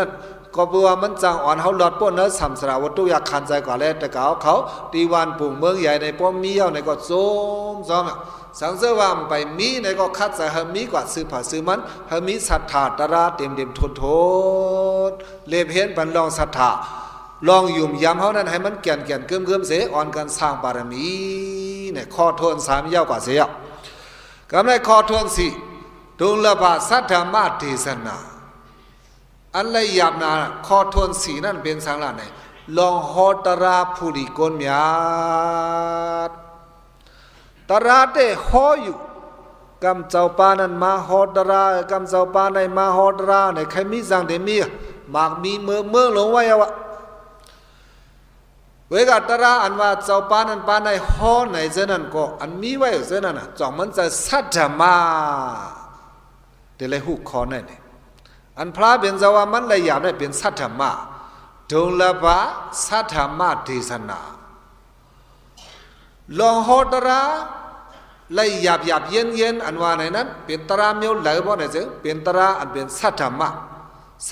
อันนั้นเป็นเมียวไหลนั่นน่ะตราอันจังปันดังกัดเย็นตราผู้ดีก้นเมียดเขานั่นเนี่ยเพราะอะไรถ่อมยินยาเนี่ยกัดใจเย็นใจกว่า อยากก้าก็จังเย็นกว่าไรโตซาก็เย็นกว่าไรโมหะก็เย็นกว่าย้อนตระหูนั่นไรบ่ไหนจึงอันนั้นเป็นสัทธรรมะถอมได้ถอมอยู่ถอมตระบ่ถอมตระในโตซาฟดลงขึ้นมาไอ้สัมบ่ใครทุกข์ใครป้อบนอยู่ก็ไม่ถอมตระยาหนึ่งถอมตระหนึ่งเหงานอนมาที่นี่ไหนโมหะแห้งมาที่นี่ก็ไม่ถอมตระอยู่บ่ถอมตระในสัมเป็นแห้งอยากก้ากามายากาลงแห้งมาที่ดีบ่ไหนจึงอันนั้นเป็นสัทธรรมะเป็นตราผู้ดีคนเมียอันพระเบญจวาฮอก้นฮอมันนับตัวอ่อนกันฮออันมาสัทธรรมะนั่นอันนั้นได้ก็มันเป็นตราผู้ดีคนเมียตราผู้ดีคนเมียอันว่าเนี่ยมันจางเฮ็ดให้กิเลสหงิมเย็นในเมียวนั้นบ่ได้ซึ่งอันนั้นเป็นสัทธรรมะสัทธรรมะข้อนั้นก็นั้นมีนั้นไหลทอมไหลงินอันนั้นเป็นพระเบญจวาอันเจ้าป้านั้นป้าในเลยห่อลงเส้นนั้นไหนมังปอกมังอะไรก็เจ้าเขาก็จังเงี้ยทอมแม่นุ่นนังเก่าอันเจ้าป้านั้นมาฮอดราวะเฮ้เจ้าป้านั้นมาฮอดราวะเนี่ยซ้ำเล็กไก่มาไข่อาปุ่มเฮ็ดความกว่าเนี่ยเจ้าไหนบ่ได้ซึ่งมันเป็นสัทธรรมะยาวนั้นกำมาไข่อาปุ่มโยมโหมหางเลยหุ่นว่าเนี่ยยาวกว่าบางร้านเนี่ยยาวกว่าเอาค่ะเนี่ยอีหยังล่ะเนี่ยมาไข่เดียวอาปุ่มนั่นว่าเอาปุ่มเป็นอย่างแบบเดียวในนั่นก็เป็นสัทธรรมะไหลก็เลยฮอได้ฮออยู่ฮอดรายมาฮอดราเสดาก็สมาฆ่าลองเปื่อนนะครับเนี่ยเสกก้อนนั้นเป็นไหนก้อนนั้นเป็นไหนศาสนานั้นเป็นนั้นศาสนานั้นเป็นไหนสำคัญลัดลองเปื่อนลี้คือยายนั่นก็อันนั้นก็เป็นสัทธรรมะไหลเฮ็ดซะไหนลงกว่านั้นสัทธรรมะนั้นเพราะเป็นนั้นก็ข้อทวน3ข้อทวน4มาเนี่ยดงละบาสัทธรรมะเทศนาตาเตโหตระอันว่านี่ก็มันหยาบเย็นก็ไม่คอทวนหามะอันละหยาบละเย็นมาแทงคอหนึ่งปัปปสิตาภาวะดงละโพปัปปสิตาอันว่าไหนเนี่ยอ่อนกันปีนว่าตาเตไลนุ่งผ้าเหลืองสังกาเนี่ยมันหยาบหนาเนี่ยเลยอ่อนกันว่าซึ่งนั้นน่ะพิธาเนี่ยก็พิษนั่นก็ก้อยก็ถูกเนี่ยบ่ถูกลีปัปปสิตาเนี่ยมันปองว่าสังนั้นเนี่ยปวสะเหมือนกันดังเนคขมะเนี่ยนั่นเนี่ยเงื่อนเวอีสังลาเนี่ยเงื่อนเวเป็นการกามะต้นใจเจ้าก็เป็นกามะกิเลสะลงอยู่หาวๆแห้งๆเนี่ยอันนี้มันเด่มป้าเก่ากัดเย็นๆในเมืองกวนเนี่ยมันเด่มป้าเก่าทุกข้าบ่ฮู้ถึงเส้นนั้นมาบ่ฮู้ถึงเส้นนั้นในใครออกไปเป็นในการกามะอันใครออกไปเป็นในการกามะนั้นเพราะอะไรจึงเป็นปารมีเมียวหนึ่งเนคขมะปารมีในพระเป็นเจ้าอ่อนวาไว้เส้นนั้นน่ะก็ในอันออกไปในการกามะนั้นข้อความปาลีข้อหนึ่งห้องวันเนคขมะอันว่าปะเปซ่าอันว่าในก็ป่องวันนั้นก็นั่นก็ออกไปเป็นในการกามะเงื่อนเวเป็นการกามาเสร็จแล้วย่างกำแทงตาหนึ่งหังขอเนี่ยป้องใจเจ้านั่นแหละเพราะนั้นก็ดงละพะคอทนหาเนี่ยปวสะปัปปสะปัปปสิตาภาวะดงละพอตาเดเป็นมิศรัทธาก็มีศรัทธายุ่มอยู่ก็พอไปเป็นปัปปสิตาพอไปเอาย่างกำบ่ในก่อนนั้นมันจะเป็นการหยาบการเย็นของเมียวหนึ่งแหละมันไปสร้างหลอดปนไหลให้มันบอกกลุ่มทนกว่าลีได้ก็ยุ่มยำยาวซ้ำดูเอาแก้งกำพอเอาแก้งกำได้ก็เจ้าก็เป็นปัปปสิตาศีล5เซนเจ้าก็เอาแก้งกำเนี่ยเป็นปัปปสิตาแก้งกำศีล8เซนเนี่ยเป็นปัปปสิตานับยังศาสนาพระเป็นเจ้าเตวายและเป็ดโคนเพื่อนหวานในแหละทั้งหมดทั้งสิ่งพาเป็นลูกหลานนางเมฆเสร็จแล้วมานุพาเรื่องสั่งการเฮ็ดเจ้ายาหาเนี่ยนั่นก็เป็นปัปปสิตาเนี่ยเงื่อนเวเป็นการกามาเสร็จแล้วมาแก้งกำบอกว่าเส้นไหนนั้นหลายนั้นก็เลยหยาบเลยเย็นนะว่านั้นพระเป็นเจ้าวาเนี่ยเพราะนั้นก็เขาขึ้นไม่ขับกามเลยลีดงละพระลองเลยหยาบเย็นลง5เปิงอันเฮาวาเมื่อไงนั่นพุทธุบาทดงละพอนโลกาลงในโลวาพระเป็นเจ้าสมมาสมุทธะปอมาอวังก็มันปอมาหยาบเย็นนะข้อที่1ข้อที่2ตาได้เป็นก้นนี่แหละเกิดทุกข์ยาพระเป็นเจ้านั้นก็มันหยาบเย็นนะมนุสตะภาวะดงละพอ ข้อทวนสามดงละบาศรัทธาสัมปติตาเดเป็นคนมีตั้งยุ่มย้ำศาสนาพระเบียนเจ้ายุ่มย้ำข้อธรรมข้อสั่งความสอนพระเบียนเจ้าอันว่านั้นก็มันเลยหยาบเย็นนะหากว่าเป็นคนมีศรัทธาเนี่ยมันเลยหยาบเย็นนะปะปะสิดาภาวะดงละบอยุ่มย้ำยาวตาเด็กแก่งกำซ้อมข้อสั่งความสอนพระเบียนเจ้านั้นก็มันแก่งกำซ้อมหยาบนะเนี่ยเพราะนั้นขอให้เขาย้อนขึ้นถามขึ้นตะเกาเขาอีกหนึ่งจองแก่งกำหยาบหยาบอันว่ามุสาวาทาอย่าไปเปียดเลียนกันอันว่าไหนนั่นก็เพราะหยาบหนาวนะนั่นก็หยาบหนาวว่านั่นแก่งกำหยาบนะสู้แก่งเลยเจ้าของยาแมนตะกาลุงใจปานแหงเฮาอันเป็นสาติเมืองใหญ่แน่อิงเนอสินศีลาหาเสนในแต้มมันเฮาหางโลในโหงรู้เฮาวันไหนแหงมันเพิ่งแต้มมามันว่าหางล่ะเนี่ยมันก็ลัดต่อเม็ดเท่าก้องว่าในหางโลนมันน่ะคาเนี่ยแขมเบิ่นตายก็ข้ามเฮ็ดปานาติปาตะอาตินาดานะลักโคเบิ่นก็ข้ามเฮ็ดกาเมสุลอพิกาเมสุก็ข้ามเฮ็ดสุราเมริยะลองกินเหล้าสุยาก็ข้ามเฮ็ดเฮ้ยอันเยอะอะไรเนี่ยอันแหลนเบิ่นนั้นเขาเพราะนั้นอันกรรมศีล4เซนก็บ่ลูกกับบ่ดอกอันว่ามันแก่งหยาบอันว่าไหนนั่นเนี่ยปะปะสิดาภาวะดงละบออะแก่งดังกรรมศาสนาพุทธเจ้านั้นมันแก่งกรรมหยาบนะอันว่าไหนนั่นน่ะในได้ฮู้อยู่หังผาหังมันยาวเนี่ยแก่งกรรมหยาบมอกกะหือเนี่ยตราต่างเสื้อต่างเปิงอันว่าโพธิภกิยตรา30 8 7ป้าว่ามังลาตรา30 8 ป้าว่าสิกขาปุก2ปาก27อันว่าไหนจะนั้นว่าเหตุกรรมหนึ่งศีล5เซนนั้นก็มันบ่แก่งกรรมหยาบนะยาวก็เปิดคอนั่นในพระเป็นเจ้าสังว่าปะปะสิดาภาวะดงละบอตาได้เป็นมีกวนศรัทธามีดังหู้ยาวอะไรแต่เอาแก้งกรรมนั้นมันนานโกนน่ะมันนานมีน่ะมันนานเป็นน่ะมันไหลหยาบนะในข้อทวนสี่ข้อทวนหาสัทธรรมะสวรรค์อดีตดงละพามตาได้เลยถ่อมเงินตราผู้ดีกวนนั้นมันเป็นอันหยาบเลอเปิดสุดยาวในป้อนนั้นก็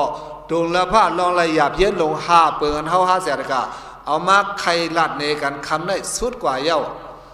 อันไหนดงละผ้า5เปิงนั้นมันละหยาบหนาอันว่าไหนเส้นนั้นเฮา5แสนกะซ้ำไล่สังไว้เย้าหลังเมื่อเหลียวในทัดสังด้วยตัวเก่าขึ้นทางผางมันพุทธบาทดงละบ่โลกะสมิงนโลกะลงในพระเป็นเจ้าปอมาหยาบหนามันก็ปอกว่าหังเสาเย้าอ่ะหยาบสังแต่เฮาได้ข่มยาเย้าอ่ะเป็นก้นเลี้ยวอ่ะอันเฮาโลอยู่เมื่อเหลียวแย่เนี่ยเฮาโลสังลาเนี่ยดงละบาศรัทธาสัมปติให้ศรัทธาตรามีมาดีมโหสาวก็มันหยาบอันว่าให้คัดใจเกิดเอาเลยรูปันเล็กนำเลยถ่อมบรรตรานำเลยเลเพนดาวนำได้หันกว้างนำเลยเพราะนั้นก็ศรัทธาเฮาได้ซื่นเสริมมาปะปะสิดาภาวะดงละบ่แก่งกรรมหยาบมาก็คัดใจแก่งด้วยวันอีดเลยการเดินมาในก็คุบไว้พระเบียนเจ้าให้ส่งเมตตาส่งเมตตาบรรสัตวา3 1 ปี3 7กวนยาวเนี่ยนำก็5 เม็ดคัดจะส่งเมตตาจำเตนอนมาก็ส่งเมตตาคัดจะเอาแก่งกรรมอยู่ในสมถะภาวนาส่งเมตตาบรรสัตนั้นเสยอยู่กว่าเนี่ยเจ้าก็ได้เป็นกวนมีได้เป็นกวนปะปะสิดาได้เป็นกวนอันแก่งกรรมได้เป็นกวนอันเงื่องเวการกามาเสยอยู่ในธรรมะเนี่ยเป็นนั้นมานั้นและสัทธรรมะสวรรค์อดีตดงละพามลองไล่ถ่อมเย็นตราผู้ลีก้นเมียเขาหยาบเย็นอันว่านั้นก็เจ้าป้าเลยเป็นสัทธรรมะเจ้าป้าเลยยามโมโหสัทธรรมะในก็ลูกผิดปังเจ้าป้านั้นมาโหปันตราเนี่ยจองลูกเฮ็ดหรือเดเฮ็ด1 ปีหลายปอกล่ะ1 ขวบปีมี3 ป่า60 ไป5 วันถ่อมตราอีก2 วันเลยตา3 ป่า60 ไป3 วันนั้นตา3 ป่า60 ไป3 วันนั้นเหตุการณ์ให้การสนที่เตื้ออันคัดใจถ่อมตราบรรสัทธรรมานั่นปางเสาเขาซื้ออันโมโหตราอันเป็นตราผู้ลีก้นแบบนั้นมาฮอบันตะกาวเขาเนี่ย1 ขวบปีเขาเฮ็ดบัน1 ปอกเลยปางเจ้าป้าเลยมาก็ปางมาเลยเพราะเป็นนั้นสัทธรรมะสวรรค์อดีตดงละพัมตาได้เลยถ่อมยินตราผู้ลีก้นแบบได้มันเลยหยาบอันว่าก็เพราะตะกาวเขามีเจตนามีศรัทธา เฮ็ดป้อนเนี่ยมันเลยอยากสังกาหือลงละเจ้าป้าแล้วแลบหมอฮ้อในก็หลุดผิดป้ามามาฮ้อปันกันนั่นนึงในก็มันจังไลอยู่อันว่านั้นไอ้ป่องซะสิเนื้อโดนละผ้าลงหาคอนั้นแต่เขามีลองข้องคำใจเจิ้งหือในก็เพราะว่าปังเราเย้าตัวกว่าเย้าในสืบถามไลอยู่ต้องถามเจ้าเขาไลอยู่ก็นั่นแหละเขายามฮอดเราก็กันได้หนึ่งก็ให้มีทหารจะเพียงพอเสียอีกเนื้อเลยลองไล่ถ่อมไล่ยินสัทธรรมะสวรรณะลองไล่ถ่อมยินดวงละพระลองไล่ถ่อมยินตระอัปปมาดะอันว่า